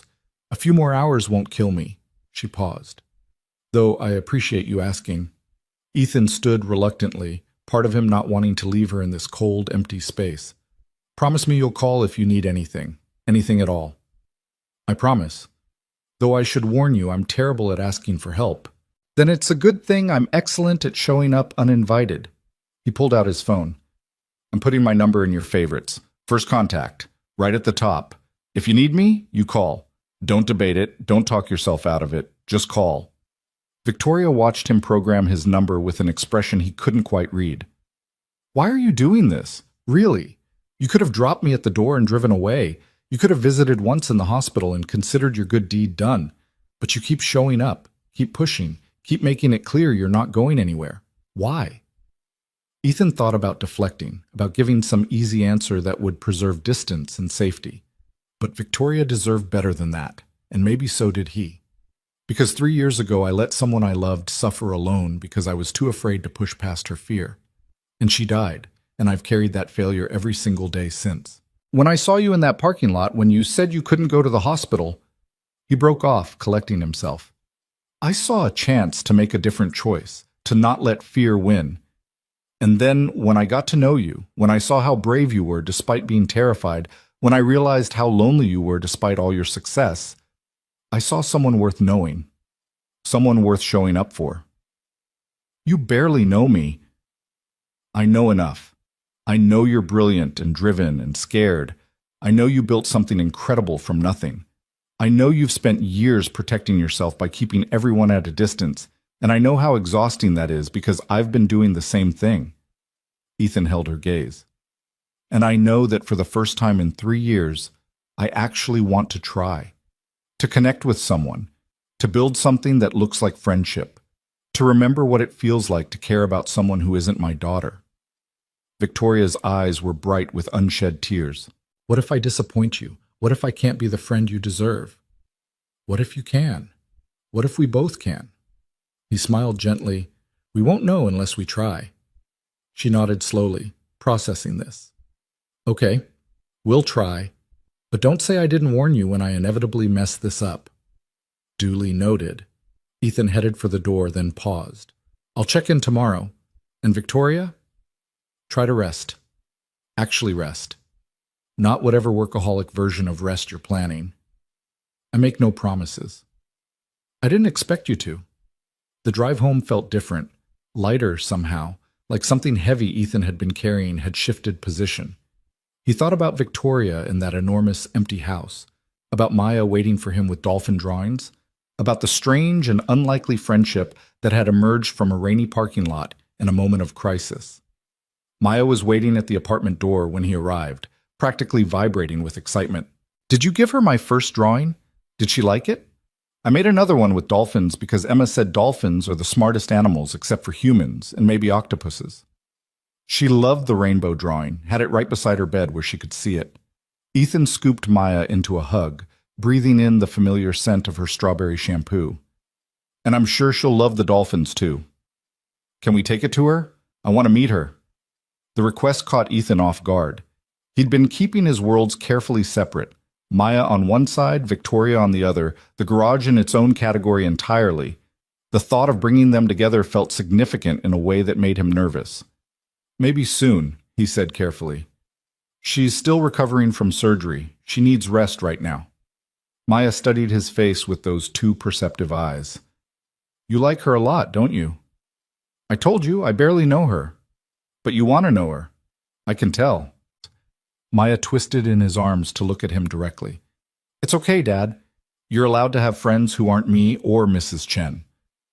When did you get so wise about my social life? Someone has to be. She squirmed down from his embrace. Come on, we're going to be late for piano. Miss Nakamura gets cranky when we're late. They made it to piano practice with 3 minutes to spare, and Ethan spent the next hour in Miss Nakamura's waiting room answering emails and trying to figure out the delicate balance between running a garage, raising a daughter, and maintaining a friendship with someone who lived in a completely different world. His phone buzzed with a text from Victoria. Thank you for getting me home safely, and for everything else. I'm resting, I promise. Well, resting while reviewing quarterly reports, but it's a start. Ethan smiled and typed back. Baby steps. Though I'm confiscating your laptop if I find out you're working. You'd have to get past my security system first. I got a combat medic through your front door. I think I can handle a security system. Fair point. Fine, I'll actually rest, but only because standing up makes my incision hurt. Whatever motivates you, get some sleep. The next few days fell into an unexpected rhythm. Ethan would drop Maya at school, put in hours at the garage, then text Victoria to check in. Sometimes she'd respond immediately with sardonic observations about daytime television or complaints about her prescribed rest. Other times hours would pass before she replied, usually with apologies about falling asleep mid-text or getting distracted by work emails she absolutely wasn't supposed to be reading. On Thursday, Maya insisted they make cookies for Victoria. Because cookies make everything better, and she's probably sad being alone in that big house. She'd explained with 8-year-old logic that Ethan couldn't argue with. So they'd spent the evening covered in flour and chocolate chips, producing 3 dozen cookies that were slightly burned around the edges, but made with enough love to compensate. Friday afternoon, Ethan texted Victoria. Maya and I made you something. Can we drop by? The response came quickly. You really don't have to keep checking on me. I know. Can we drop by anyway? Yes, please. I'm losing my mind here. Maya chattered the entire drive to the Marina District, excited and nervous about finally meeting the woman from the hospital. Ethan found himself equally nervous for reasons he didn't want to examine too closely. This felt significant. Introducing his daughter to someone new, bringing his two worlds together, admitting that Victoria had become important enough to warrant this step. Victoria answered the door looking better than she had 3 days ago, but still carefully guarded in her movements. She dressed in casual clothes, expensive casual but still more relaxed than the business attire Ethan had seen her in. Her eyes widened slightly when she saw Maya standing beside him. You must be Maya, Victoria said, and Ethan heard her voice soften in a way he'd never heard before. I loved your drawings. The rainbow one is on my refrigerator. Maya beamed. I made you cookies too. Dad helped, but I did most of the mixing. Some of them are a little burned, but they still taste good. I'm sure they're perfect. Victoria stepped back to let them in, and Ethan noticed she'd made an effort to make the space feel less sterile. A throw blanket draped over the couch, a few books stacked on the coffee table, signs of actual human habitation. Maya handed over the container of cookies with the kind of ceremony usually reserved for presenting royal gifts. Victoria accepted them with appropriate solemnity, then suggested they eat a few now with milk. The 3 of them ended up in her enormous kitchen, Maya perched on a bar stool swinging her legs while Victoria and Ethan leaned against the counter. These are delicious, Victoria said after her first bite, and she sounded genuinely surprised. When's the last time I had homemade cookies? Actually, I don't think I've ever had homemade cookies. Never? Maya's eyes went wide with shock. Not even when you were little? My mother wasn't really the baking type. We didn't have much money, and she worked a lot. Victoria's expression turned distant. After she died, I lived with my father, but he was always traveling for work. The housekeeper made dinner sometimes, but nothing like this. Maya considered this with her usual seriousness. That's sad. Everyone should have homemade cookies at least sometimes. We can make you more if you want. Dad and I bake a lot because it's fun and because it makes the apartment smell good. I'd like that very much. They spent the next hour in easy conversation, Maya telling Victoria about school and her friend Emma and the book about space she was reading. Victoria listened with genuine attention, asking questions that showed she was actually interested rather than just being polite. Ethan watched the two of them interact and felt something settle in his chest, some tension he hadn't realized he'd been carrying finally releasing. Eventually, Maya wandered off to explore Victoria's house, leaving the adults alone in the kitchen. Victoria turned to Ethan with an expression he couldn't quite read. "She's wonderful," Victoria said quietly. "Smart and kind and so confident. You're raising an incredible human." "I'm trying. Most days I feel like I'm barely keeping it together." "You're doing more than that. She's happy, Ethan. You can see it in everything about her. She feels safe and loved and free to just be a kid." Victoria's voice caught slightly. "I don't remember ever feeling that way. It's not too late, you know. To figure out what makes you happy, to feel safe, to build something that looks like joy instead of just success." "Is that what we're doing? Building joy?" Ethan considered this. "Maybe. Or at least laying the foundation for it." Maya reappeared then, announcing that Victoria's house was really big but kind of empty except for the view, which is amazing. With 8-year-old diplomacy, she suggested that Victoria needed more colors, maybe some plants, definitely more pictures on the walls. "You're absolutely right," Victoria agreed. "Maybe you could help me figure out what to add. I'm not very good at making places feel like home." Maya's face lit up. "Really? I could draw you more pictures, and Dad knows about plants because we have 6 plants at home, and only one of them has died." "High praise," Victoria said to Ethan with barely suppressed amusement. "The one that died was Maya's responsibility, and she forgot to water it for 3 weeks. I consider 5 out of 6 a victory." They left as the sun was setting, Maya clutching a promise from Victoria that they'd have another cookie session soon. In the truck, Maya was quiet for a few minutes before speaking. "I like her, Dad. She's sad, but she's trying not to be, and I think that's brave." Ethan glanced at his daughter in the rearview mirror, once again startled by her perceptiveness. "Yeah, sweetheart, I think that's brave too.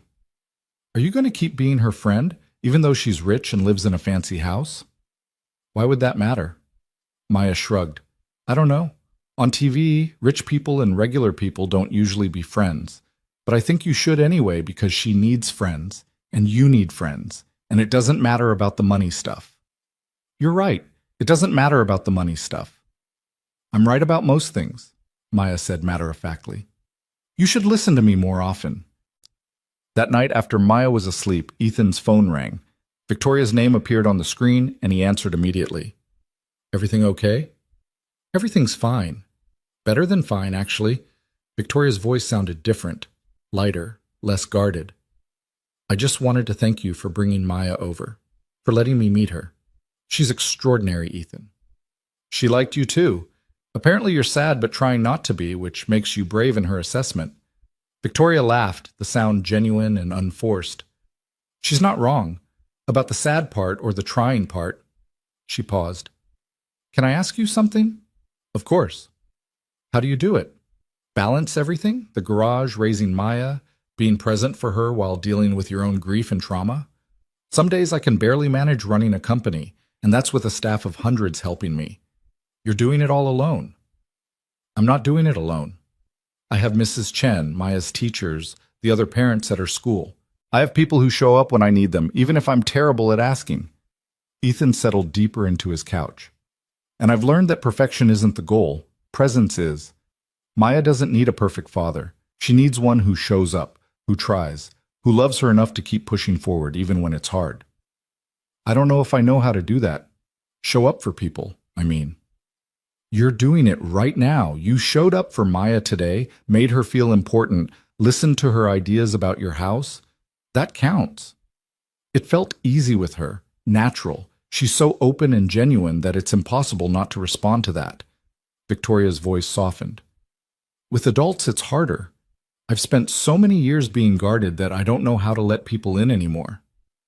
Start small. Start with one person who already knows your worst moments and is still showing up anyway. You mean you. I mean me. Victoria was quiet for a moment, and Ethan could hear her breathing, could imagine her in that too-big house working up the courage to be vulnerable. I'm scared, she finally said, of needing someone, of letting you matter, of building something that could fall apart and leave me alone again.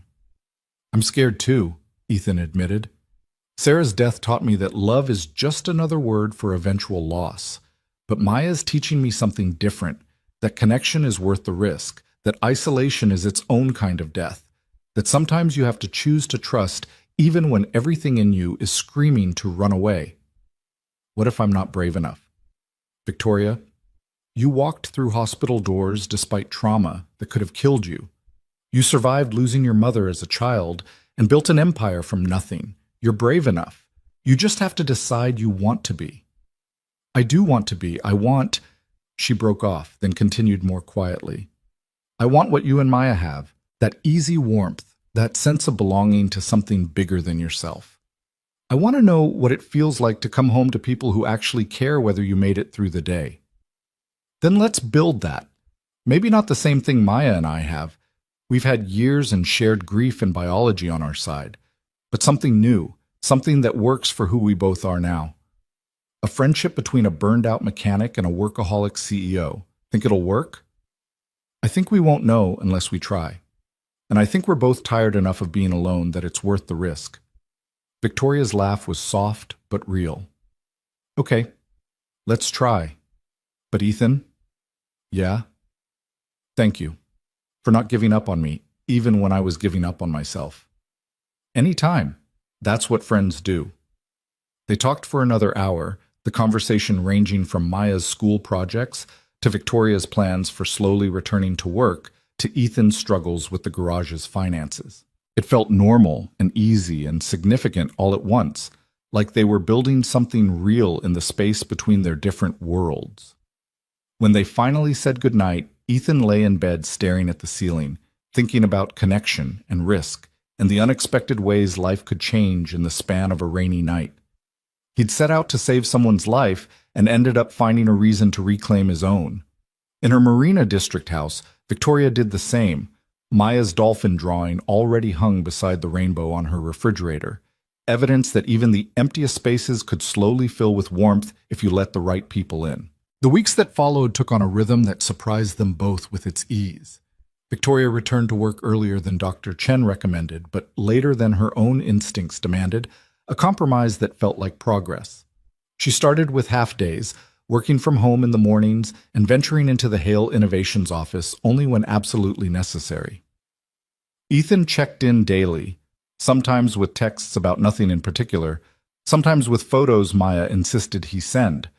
The girl had decided Victoria needed regular updates on important events like the class hamster's escape and Emma's birthday party. Victoria found herself looking forward to these interruptions in a way that would have baffled her a month ago. She'd built an empire on ruthless efficiency and undivided focus, but somehow Ethan's messages never felt like distractions. They felt like lifelines, small reminders that the world extended beyond quarterly reports and investor meetings. On a Tuesday afternoon, 3 weeks after her surgery, Victoria's assistant Jennifer appeared in her office doorway with an expression that meant complications. Jennifer had worked for Victoria for 6 years and had mastered the art of delivering bad news with maximum efficiency. The Cartwright deal is falling apart, Jennifer said without preamble. They're getting cold feet about the infrastructure overhaul. Want to push the timeline back 6 months, which we both know means they're looking for a way out. Victoria felt the familiar tightness in her chest, the pressure that came with high-stakes negotiations threatening to collapse. The Cartwright Corporation contract represented 18 months of careful cultivation and would bring in enough revenue to fund Hale Innovations' expansion into the Asian markets. Losing it would be more than a financial setback. It would be a sign of weakness that competitors would exploit. "Set up a meeting," Victoria said, her mind already running through contingencies. "Today, if possible. I'll handle this personally." "Victoria, you're supposed to be taking it easy." "I'm fine. Set up the meeting." Jennifer nodded and disappeared, and Victoria immediately reached for her phone to call her lead consultant on the Cartwright account. Halfway through dialing, she stopped. Her incision throbbed, a reminder that she wasn't actually fine, that pushing too hard too soon was exactly the kind of behavior that had led to ignoring appendicitis symptoms until she'd nearly died in a parking lot. She put the phone down and sat there, breathing through the urge to immediately fix everything. This was the pattern. Crisis emerged. Victoria solved it personally. Victory reinforced the belief that she alone could hold everything together. It had worked for 10 years. It had also left her isolated, exhausted, and collapsing beside expensive cars in the rain. Her phone buzzed. A text from Ethan. "Maya wants to know if you've ever seen an elephant seal. There's apparently a big debate at school about whether they're actually related to elephants. I tried to explain evolution, but now she wants a second opinion from someone smart like Victoria." Despite everything, Victoria smiled. She typed back, "Not related to elephants. They're pinnipeds, marine mammals.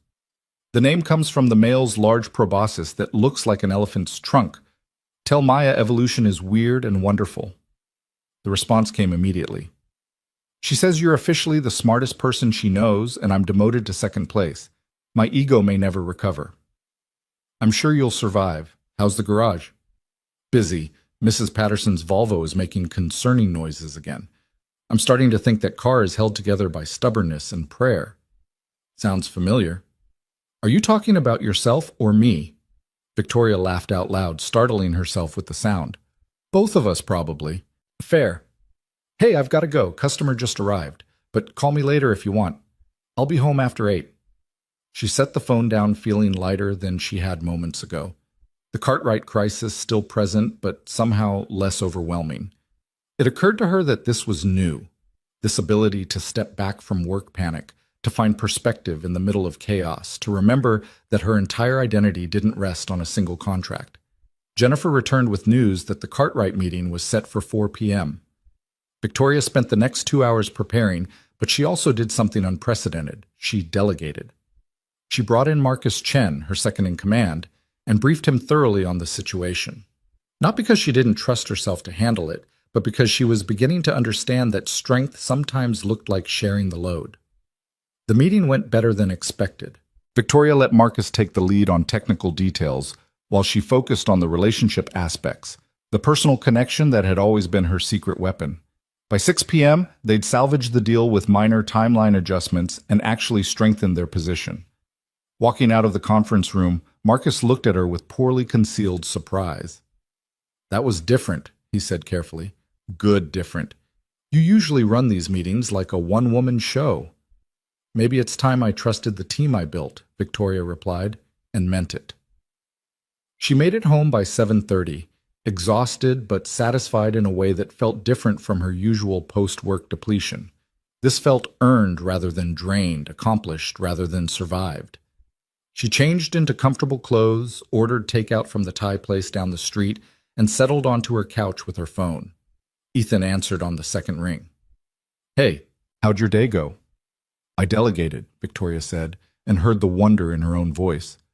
"There was a crisis, a big one, and I actually let someone else help handle it instead of trying to control every detail myself." "That's huge. How does it feel?" "Terrifying and liberating in equal measure. Like I just stepped off a cliff and discovered I could fly." She paused. "Is that insane?" "Not even a little bit.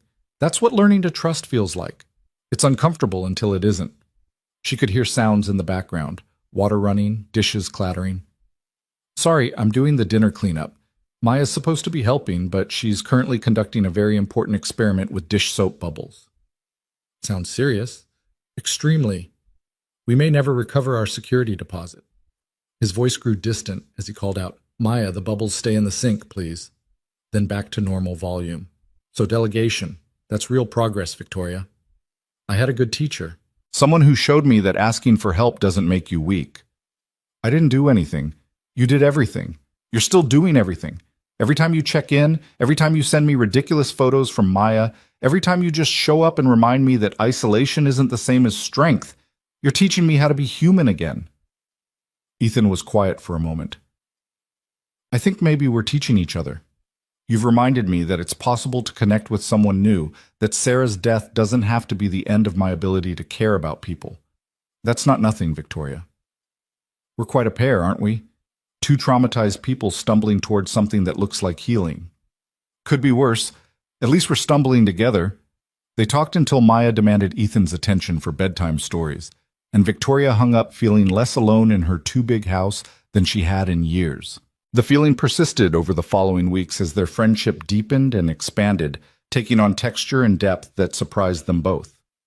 Ethan started stopping by Victoria's house after dropping Maya at school, usually with coffee and whatever baked goods they'd attempted the night before.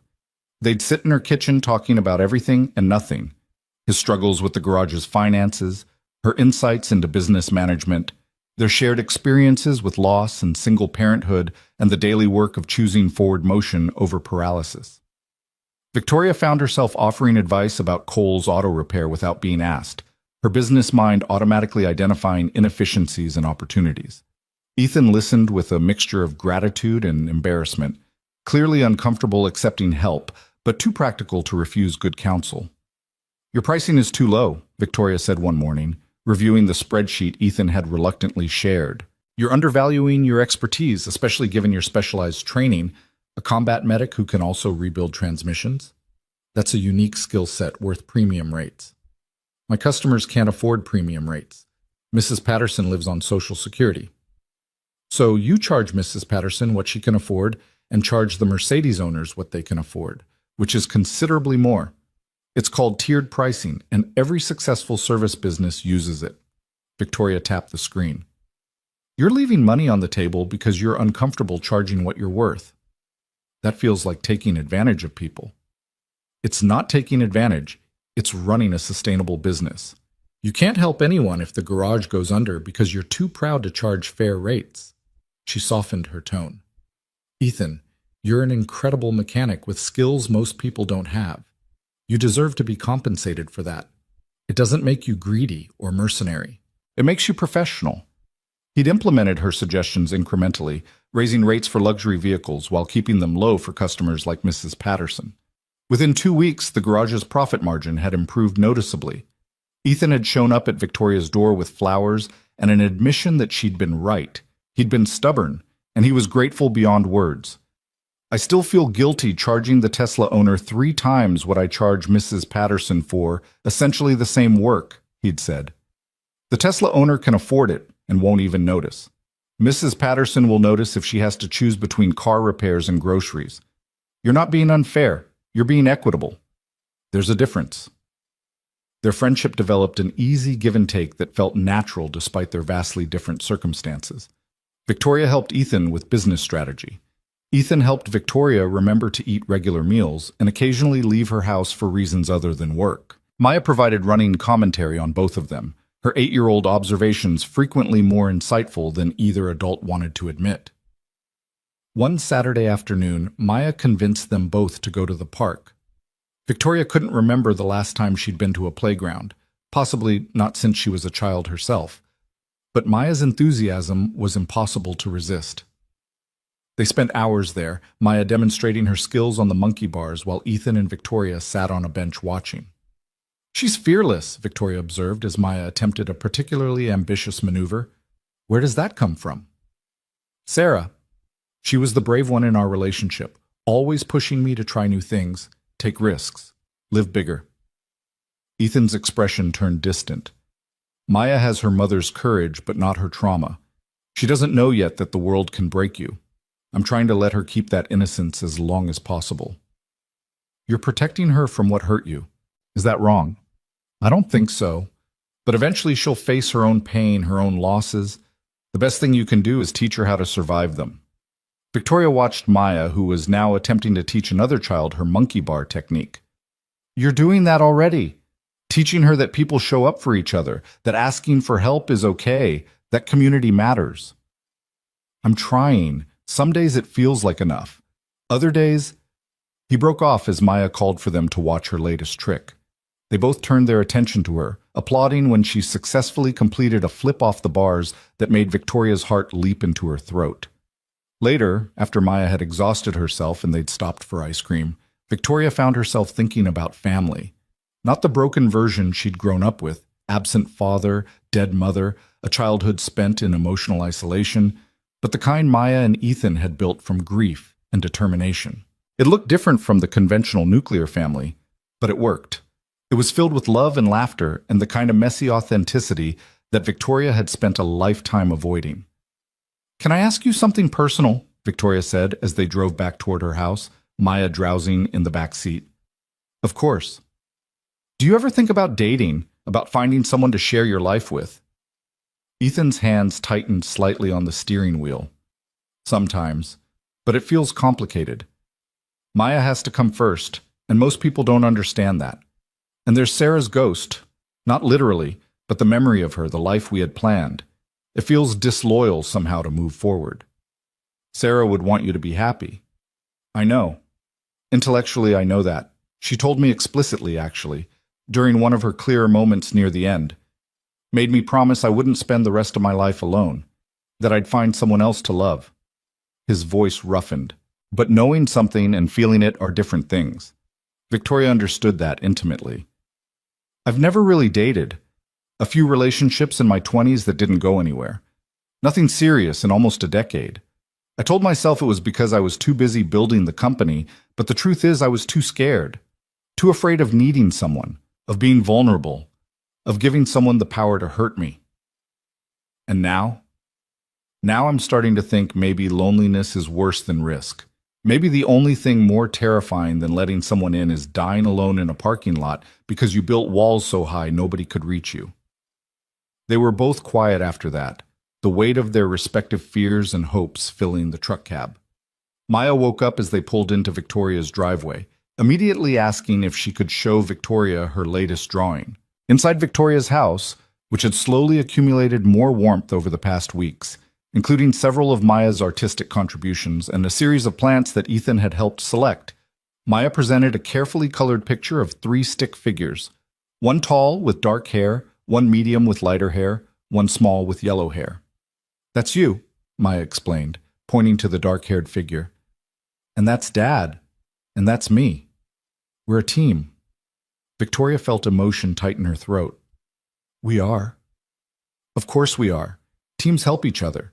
You help Dad with business stuff, Dad helps you remember to eat real food, and I help both of you remember to have fun." Maya stated this with the absolute certainty of childhood. That's what teams do.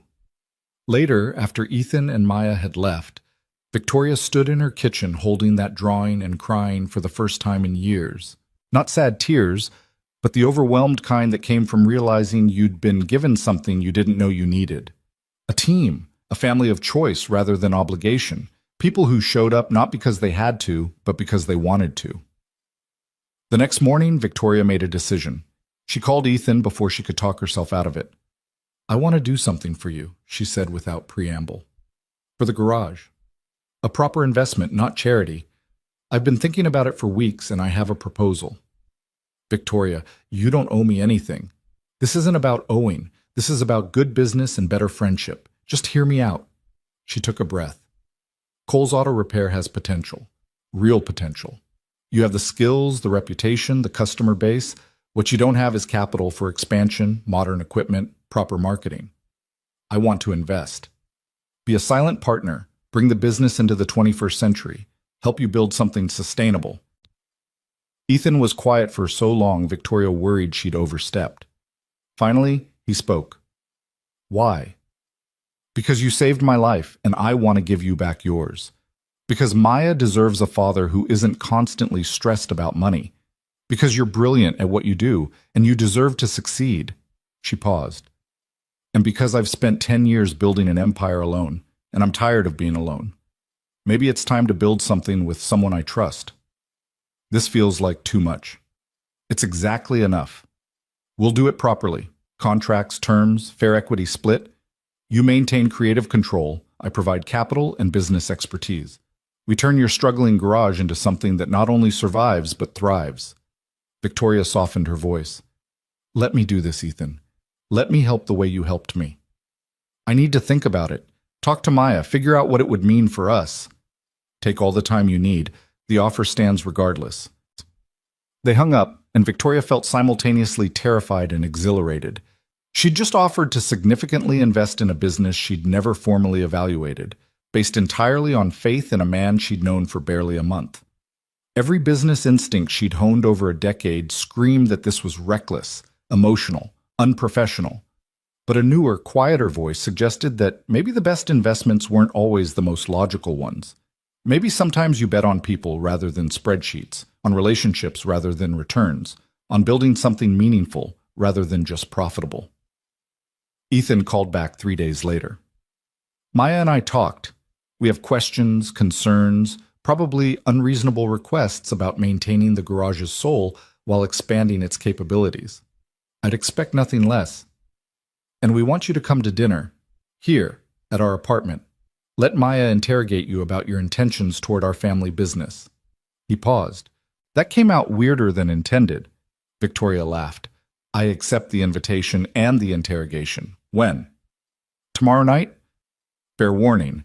Our apartment is about the size of your kitchen, and Maya's idea of setting the table involves approximately 75 stuffed animals as additional guests. Sounds perfect. The next evening, Victoria drove to Ethan's neighborhood feeling more nervous than she had before major investor presentations. This mattered in a way that quarterly reports never had. She was being invited into their space, their life, the carefully constructed world where Ethan and Maya had built something beautiful from broken pieces. The building was exactly what she expected, older but well-maintained, the kind of place where neighbors knew each other and kids played in the courtyard. Ethan and Maya's apartment was on the 3rd floor, and Victoria could hear laughter before she even knocked. Maya answered the door wearing an apron that declared official taste tester and covered in what appeared to be marinara sauce. You're here! We're making spaghetti and meatballs because Dad said you probably eat fancy food all the time and should try normal people food. I love spaghetti and meatballs, Victoria said honestly, stepping inside. The apartment was small but filled with life in a way her house had never been. Photos covered the walls. Maya at various ages, Ethan in his army uniform, a beautiful blonde woman Victoria recognized as Sarah holding infant Maya. The furniture was worn but comfortable, the kind that invited you to actually sit rather than just look. Books and toys competed for space on every surface, and the whole place smelled like garlic and tomato sauce and home. Welcome to chaos, Ethan said, emerging from the kitchen wiping his hands on a towel. Fair warning, dinner might be a disaster. Maya insisted on helping with the meatballs, and her idea of seasoning is more is always better. I'm sure it'll be delicious. Dinner was indeed chaotic, but wonderful. The spaghetti was slightly overcooked, the meatballs were aggressively seasoned, and Maya's table settings meant they were surrounded by an audience of stuffed animals in various states of dishevelment. But the conversation flowed easily, punctuated by Maya's running commentary on everything from school drama to her theories about why penguins can't fly. After dinner, while Maya was distracted by a cartoon, Ethan and Victoria sat at the kitchen table with coffee and the beginnings of a business plan. Victoria had brought preliminary documents, investment proposals, equity structures, expansion timelines. Ethan had brought questions and concerns and a vulnerability that made Victoria respect him even more. I need to maintain control, Ethan said firmly. Not because I don't trust you, but because this garage is all I have left of the person I was before Sarah died. It's proof that I can build something, that I'm not just surviving, but creating. I can't lose that. You won't. This is your business, your vision. I'm just providing resources and expertise. Think of me as a consultant with a financial stake. Victoria slid over a document. I drafted terms that give you full operational control. I advise, I invest, I help with strategy. But final decisions are yours. Ethan reviewed the paperwork with careful attention, occasionally asking questions that proved he understood business better than he gave himself credit for. Finally, he looked up. Why are you really doing this, Victoria? And don't give me the line about good business sense. There are safer investments. Because you showed me that showing up matters. Because Maya taught me that families can be built, not just born into. Because for the first time in my adult life, I want to build something with someone instead of building alone. She met his eyes. And because I believe in you, Ethan. I believe you can create something extraordinary if you have the resources to match your talent. This changes things between us. Mixing friendship and business, that's complicated. Everything worthwhile is complicated. The question is whether it's worth the risk. Ethan was quiet for a long moment, his fingers tracing the rim of his coffee cup. Sarah would have liked you. She would have appreciated how you push me to think bigger, to take chances, to believe I'm capable of more than just getting by. I wish I could have met her. She would have been thrilled to see Maya with someone like you in her life. Sarah always said Maya needed strong women role models, people who showed her that strength came in different forms. He smiled slightly. She'd probably be laughing at me right now. The guy who spent 3 years avoiding all meaningful human connection is about to enter a business partnership based primarily on trust and friendship. Is that a yes? It's a yes, with conditions, clauses, and probably more anxiety than any business deal should reasonably involve. He extended his hand across the table. Partners? Victoria shook his hand, feeling the calluses from years of mechanical work, the strength that came from surviving impossible things. Partners. Maya appeared then, demanding they both come see her latest Lego creation. They spent the rest of the evening on the living room floor helping construct an elaborate space station while Maya narrated an increasingly complex story involving alien invasions and robot cats. Victoria couldn't remember the last time she'd sat on a floor, let alone played with Legos, but something about the simplicity of it was healing. When she finally left around 9, Maya hugged her goodbye with unselfconscious affection. You're officially part of our team now. That means you have to come to my piano recital next month and also help Dad remember my birthday is in 6 weeks and I want a telescope. Duly noted, Victoria said, hugging her back. Ethan walked her to her car, the evening air cool and clear. Thank you, he said quietly, for believing in me, in us, in the possibility that good things can still happen. Thank you for teaching me what that looks like. Driving home, Victoria felt something fundamental shift inside her. For 10 years, she'd measured success in revenue and market share, and how much she'd accumulated and how high she'd climbed. But tonight, sitting on a worn carpet building Lego spaceships with people who chose to include her in their lives, she'd felt richer than any balance sheet could measure. Her house no longer felt quite so empty when she arrived. Maya's drawings on the refrigerator, plants in various stages of thriving, evidence that her life was expanding beyond the narrow confines she'd built. She made tea and settled onto her couch with the partnership documents, reviewing terms that represented not just a business investment, but a leap of faith. Her phone buzzed with a text from Ethan. Maya wants you to know the stuffed elephant you sat next to at dinner really liked you and hopes you'll visit again soon. Victoria smiled and typed back, Tell the elephant the feeling is mutual, and Ethan, thank you for letting me in. Thank you for showing up, repeatedly, even when I made it difficult. Especially then. She fell asleep on the couch that night. The partnership documents spread around her, and dreamed of futures that looked nothing like the past, garages that became sanctuaries, friendships that became families, and second chances that arrived disguised as emergencies in rainy parking lots. The partnership papers were signed on a Wednesday morning in Victoria's downtown office, with lawyers present and everything properly documented despite the unconventional circumstances of how they'd arrived at this moment.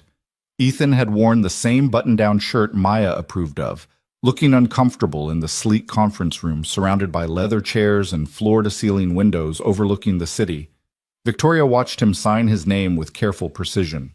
This man who'd saved her life now trusting her with his livelihood, and felt the weight of that responsibility settle around her shoulders like a promise. Well, Ethan said as the lawyers gathered their documents, that's official. Cole's Auto Repair now has a partner who could buy and sell it 10 times over. Cole's Auto Repair now has a partner who believes it can be something extraordinary, Victoria corrected. She turned to her assistant Jennifer, who'd been quietly observing from the corner. Clear my calendar for tomorrow. I want to see the garage, understand the operation, figure out what we're working with." Jennifer's eyebrows rose slightly, but she nodded. In 6 years of working together, Victoria had never cleared her calendar for anything that wasn't a multi-million-dollar negotiation. The fact that she was doing it now for a small auto repair shop spoke volumes about how much had changed. The next morning, Victoria arrived at Cole's Auto Repair at 7 a.m., wearing jeans and a blouse that cost more than most people's monthly rent, but was at least practical. The garage sat on a corner lot that had seen better decades, the building's exterior showing its age despite obvious efforts at maintenance.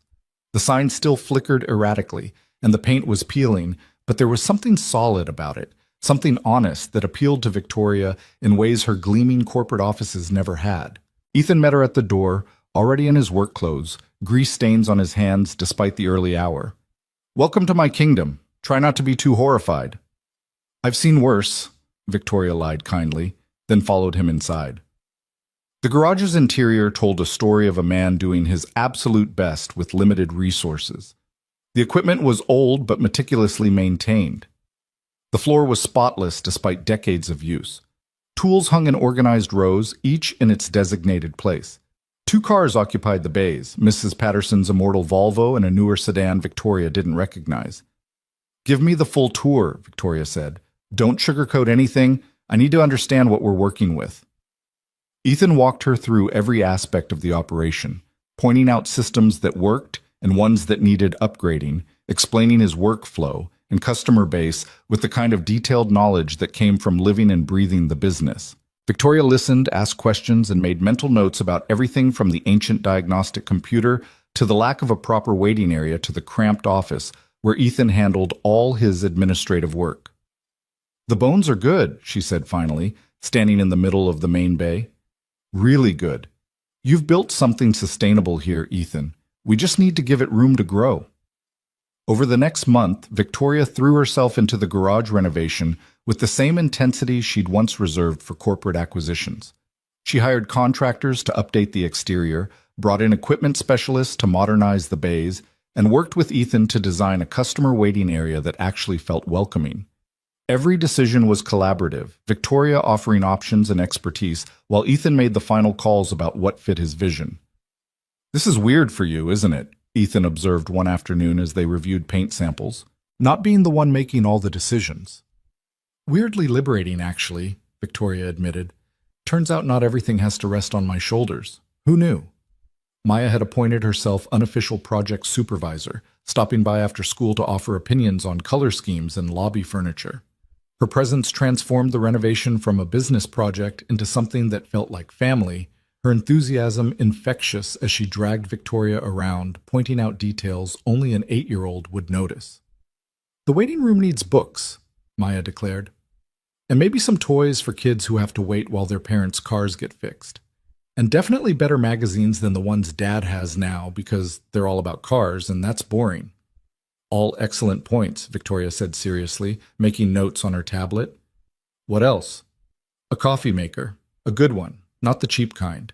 Dad says people appreciate good coffee." Maya paused thoughtfully. "And maybe some of those cookies we made? Not all the time, but sometimes?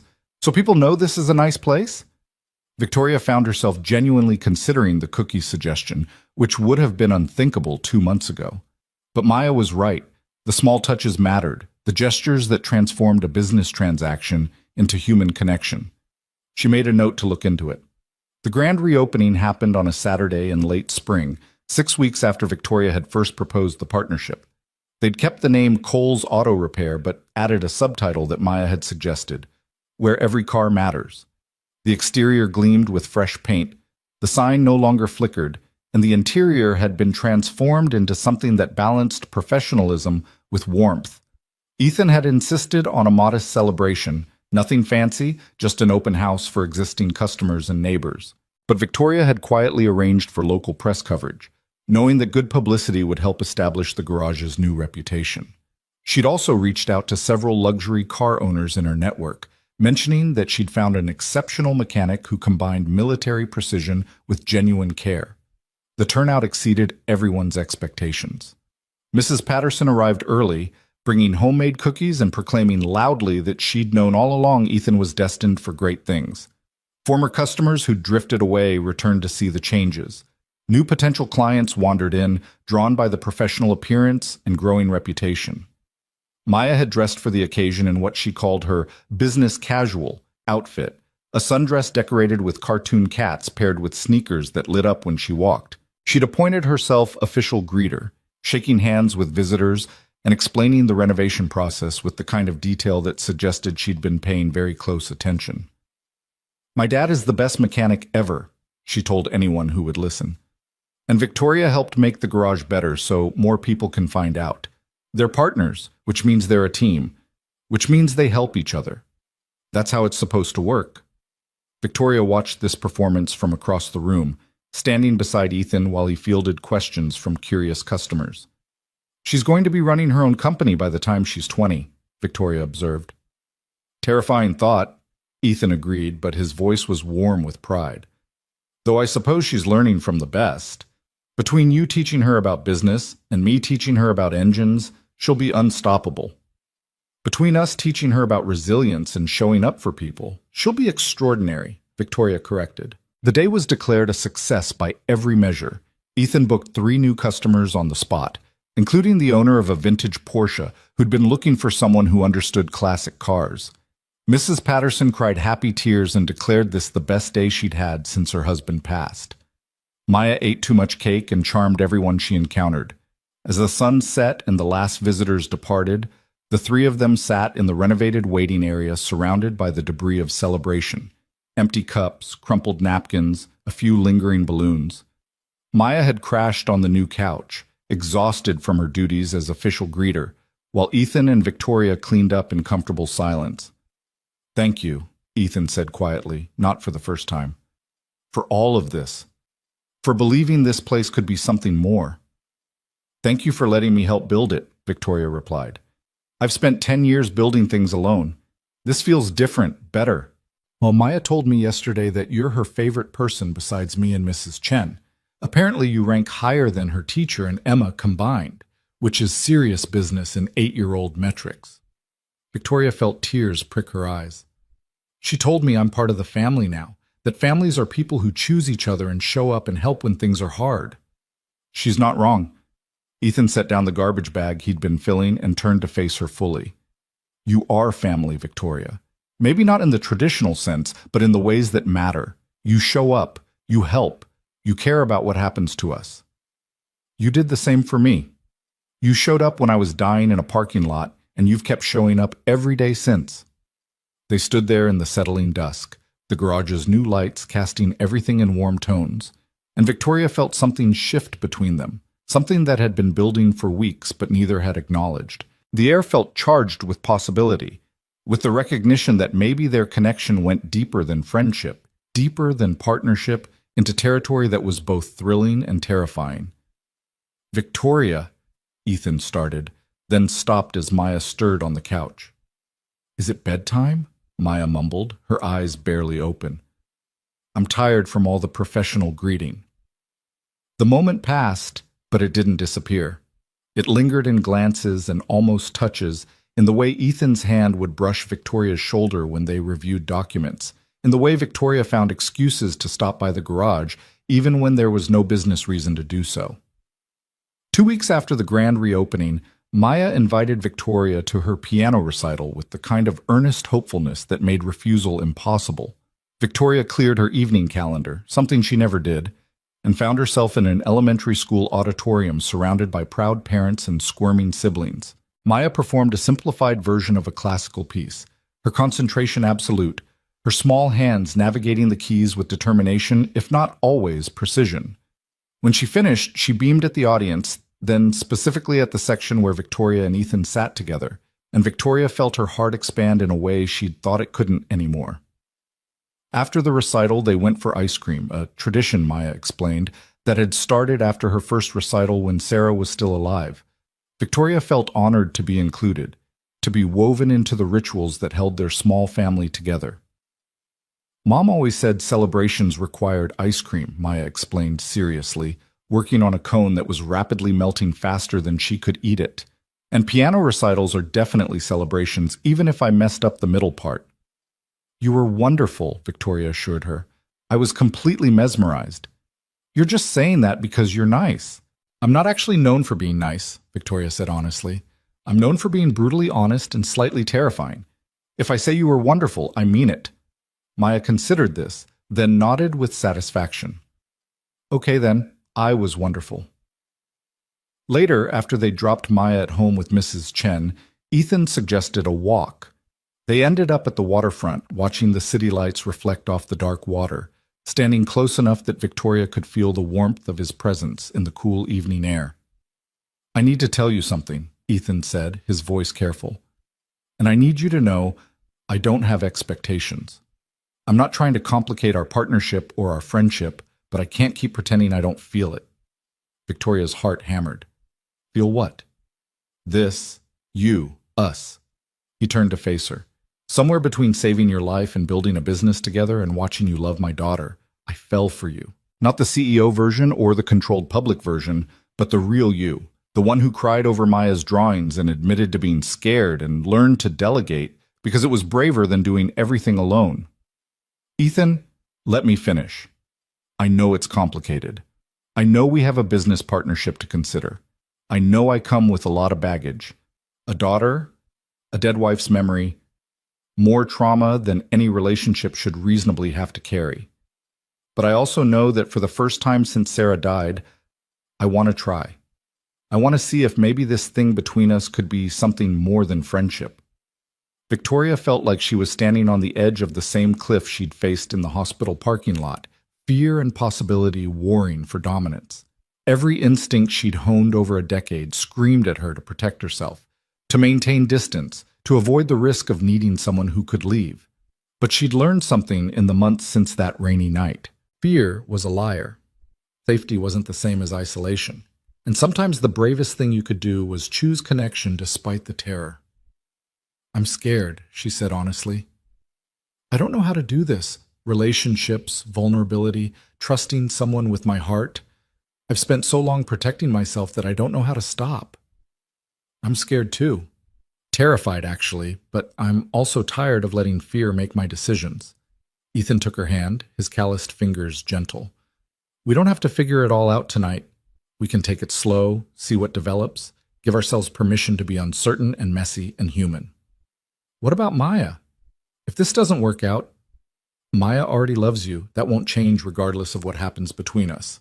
She'll still be part of your life because you're part of ours now, in whatever form that takes. He paused. But I think it will work out.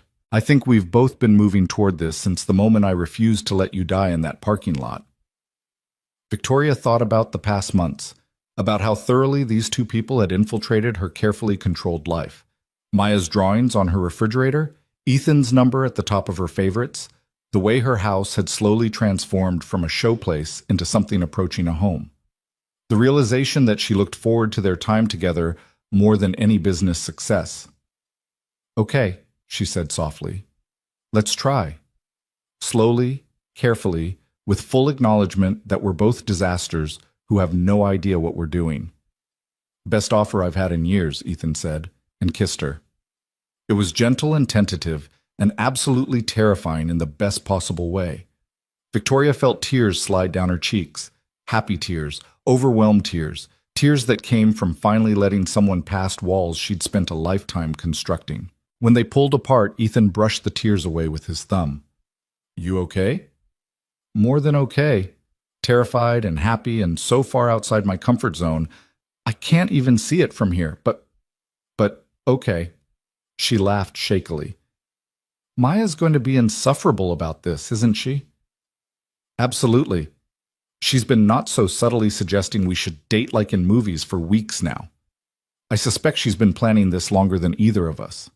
They walked back to the car, hand in hand, and Victoria marveled at how such a simple gesture could feel so significant. She'd negotiated million-dollar deals with less nervousness than she felt holding Ethan's hand, but also with considerably less joy.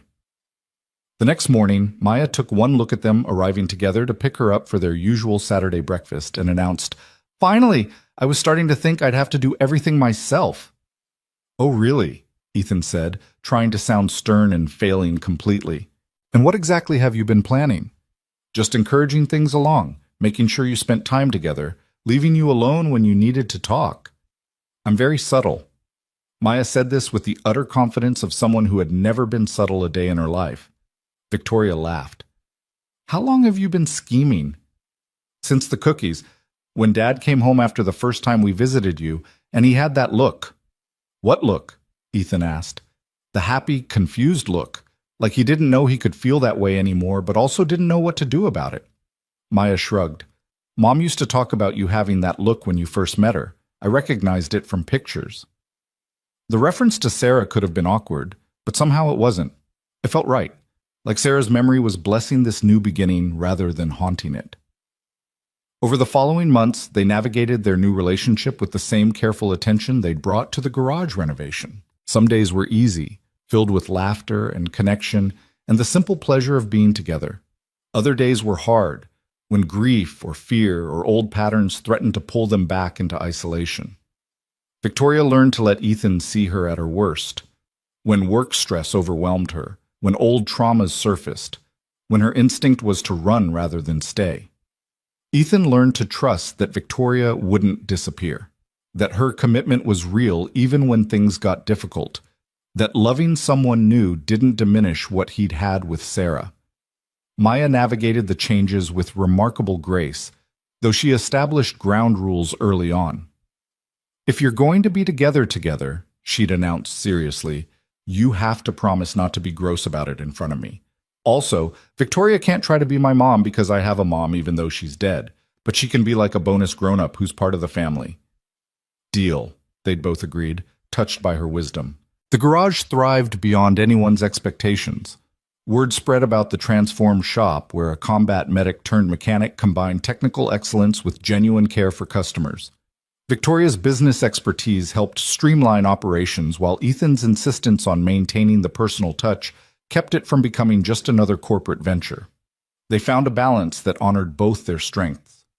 6 months after the reopening, Ethan proposed a new name for the business, not replacing Cole's Auto Repair entirely, but adding a partner designation. Second Chance Garage was Maya's suggestion, inspired by a drawing she'd made of the garage with a rainbow arching over it, similar to the one she'd first drawn for Victoria in the hospital. Because everyone deserves a second chance, Maya had explained. Victoria got a second chance when Dad saved her life. Dad got a second chance when Victoria helped save the garage. And all the cars get second chances when they come here broken and leave fixed. It's perfect. Victoria had cried when she saw the new sign go up, Cole's Auto Repair and Second Chance Garage, where every car matters. It represented everything they'd built together, second chances at life, at love, at believing good things could still happen after loss and trauma and years of protecting yourself from connection. 1 year after the rainy night that had changed everything, Victoria stood in front of County General Hospital with Ethan and Maya, looking up at the building that had once represented her deepest fear. She'd called in favors, leveraged connections, and donated a substantial sum to fund the renovation of the emergency wing. Today they were here for the dedication ceremony. The new wing gleamed with modern equipment and thoughtful design, every detail chosen to make the space less intimidating, more welcoming. At the entrance, a plaque read, "The Sarah Cole Memorial Emergency Wing, in honor of those we've lost and those we've saved." "You didn't have to do this," Ethan said quietly, his voice thick with emotion. "Yes, I did. Sarah saved you, you saved me, and together we're building something that saves others." Victoria squeezed his hand. "Besides, Maya helped choose the colors. This is as much her project as mine." Maya stood between them, holding both their hands, her face serious as she looked at her mother's name permanently inscribed on the building. Mom would like this. She always said the best way to honor people who died was to help people who were living. Inside, Dr. Chen found them during the reception. "This is incredible what you've done. The new equipment, the redesigned triage system, the trauma-informed waiting areas, you've made this place better in ways that will save lives for decades." "We all played a part," Victoria said, gesturing to Ethan and Maya. "Every good thing I've done this past year traces back to that night, to being forced to face my fears and finding people who made me want to be braver." Dr. Chen smiled knowingly.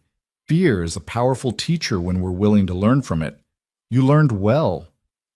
That evening, the three of them sat in Victoria's backyard. She'd finally hired landscapers to create an actual outdoor space, watching the sunset paint the sky in shades of gold and pink. Maya was sprawled on a blanket with her latest book, while Ethan and Victoria occupied the new patio furniture, close enough to touch but comfortable in the silence. "I've been thinking," Ethan said eventually, "about the future, about where we go from here." Victoria's heart jumped, but she kept her voice steady. "And what did you conclude?" "That I'm tired of living in separate houses. That Maya asks every week why Victoria doesn't just move in with us since she's here almost every day anyway. That I want to wake up next to you without having to coordinate schedules or figure out logistics." "You're asking me to move in?" "I'm asking if you'd consider it. Not rushing, not demanding, just, would you think about it? About building a life together in the same space instead of commuting between two homes that are both too empty when we're apart?" Victoria thought about her Marina District house with its perfect minimalism and persistent echoes. She thought about Ethan's modest apartment with its comfortable chaos and evidence of love in every corner. She thought about what home actually meant, not square footage or property value, but the presence of people who chose you, who showed up, who made ordinary moments feel extraordinary. "Yes," she said simply. "I'd like that. Though we'll need more space than your current apartment. And less space than your current house," Ethan added with a smile. "Something in between. Something that's ours." "Ours," Victoria repeated, testing the word. A year ago she'd had everything and owned it all alone. Now she had less individual control but infinitely more richness, partnership, family, love that was messy and complicated and absolutely worth every risk. Maya looked up from her book. "Are you talking about moving in together? Because I have opinions about houses. They need good light for reading, and a big kitchen for making cookies, and a yard where we can get a dog." "A dog?" Ethan said weakly. "Obviously a dog. Every family needs a dog. It's basically a rule." Maya returned to her book as if this settled the matter completely. Victoria and Ethan exchanged glances, and Victoria saw her own emotion reflected in his eyes, joy and terror, an overwhelming gratitude that life could surprise you like this, could take your worst night and transform it into the beginning of your best life. 3 months later, they moved into a house that split the difference between Victoria's Marina District mansion and Ethan's cramped apartment. It had space for Maya's telescope and Victoria's home office and a garage where Ethan could work on personal projects. It had a kitchen big enough for family baking sessions and a yard where they eventually adopted a rescue dog that Maya named Chance. The house filled quickly with the accumulated evidence of blended lives. Maya's drawings everywhere, Ethan's tools organized in the garage, Victoria's business books sharing shelf space with children's literature and automotive manuals. Photos went up on the walls, a mix of old and new, honoring Sarah's memory while celebrating their present. On a quiet Sunday morning, 6 months after moving in, Victoria woke to find Ethan already up, standing at the bedroom window looking out at their yard where Maya was playing with Chance. She joined him, wrapping her arms around him from behind. "What are you thinking about?" she asked. "About how far we've come. About how a year and a half ago I was convinced my life had peaked at 25. That everything after Sarah was just going through motions until Maya was grown." His voice was soft, reflective. "And about how wrong I was. How much I would have missed if you hadn't collapsed in that parking lot. If I hadn't stopped. If we hadn't both chosen to be brave when everything in us wanted to run." I think about that night a lot too, about how close I came to dying alone, surrounded by success but completely isolated. About how you refusing to let me give in to fear quite literally saved my life in every way that matters. They stood there watching Maya, who'd convinced Chance to participate in some elaborate game that involved a lot of running and even more laughter. The simple domesticity of the moment felt more valuable than any corporate acquisition, more meaningful than any revenue report. "Thank you," Ethan said, turning to face Victoria, "for taking a chance on a struggling mechanic and his daughter, for showing up even when it was hard, for choosing us. Thank you for seeing me, really seeing me, when I was at my worst and deciding I was worth saving anyway." Victoria kissed him gently. "For teaching me that strength isn't the same as isolation, that vulnerability is actually courage, that families can be built from choice rather than obligation. Maya's voice carried through the open window. "Dad! Victoria! Chance learned a new trick. Come see!" They went, of course, because that's what family did. They showed up for the small moments, the ordinary mornings, the simple joys that accumulated into something extraordinary. They chose connection over safety, presence over protection, love despite its inherent risks. The garage continued to thrive, becoming known throughout the city as the place where skill met heart, where customers became friends, where second chances were offered freely. Victoria's company expanded into new markets, but she learned to delegate, to trust her team, to remember that success meant nothing if you had no one to share it with. Maya grew up surrounded by love from multiple directions. A father who showed her that grief didn't have to mean the end of joy, a bonus parent who demonstrated that strength came in many forms, and the memory of a mother whose courage lived on in the family they'd built from broken pieces. On the second anniversary of the night Victoria had nearly died in a parking lot, they returned to Marcello's restaurant, not because Victoria wanted to relive the trauma, but because she wanted to reclaim it, to prove that the worst night of her life had actually been the beginning of her best one. They sat in the private dining room where Victoria had once conducted business with calculated precision, but this time the meal was personal. Maya dressed up for the occasion, declaring it important to look fancy professional for special celebrations. Ethan wore the shirt Maya approved of, now joined by several others Victoria had helped him select. Victoria herself wore something elegant but comfortable, no longer needing armor because she was surrounded by people who loved her without pretense. 2 years ago tonight, Victoria said, raising her water glass in a toast, I learned that the scariest moments can also be the most transformative ones. That sometimes we have to lose everything, or almost lose everything, to discover what actually matters. To second chances, Ethan added, raising his own glass. To families you choose, Maya contributed, her juice glass held high. And to Chance the dog, who's probably destroying something at home right now. They laughed and clinked glasses, and Victoria felt tears slip down her cheeks. But these weren't tears of fear or loss, or the desperate isolation that had defined her for so long.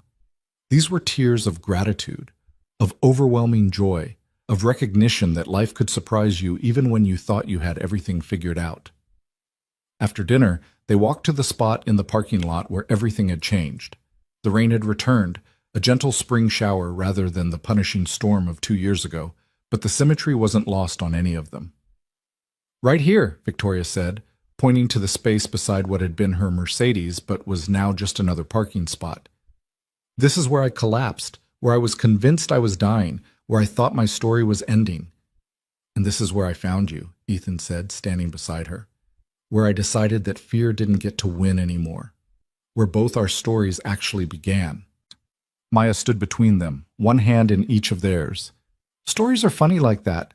They don't always start where you think they will.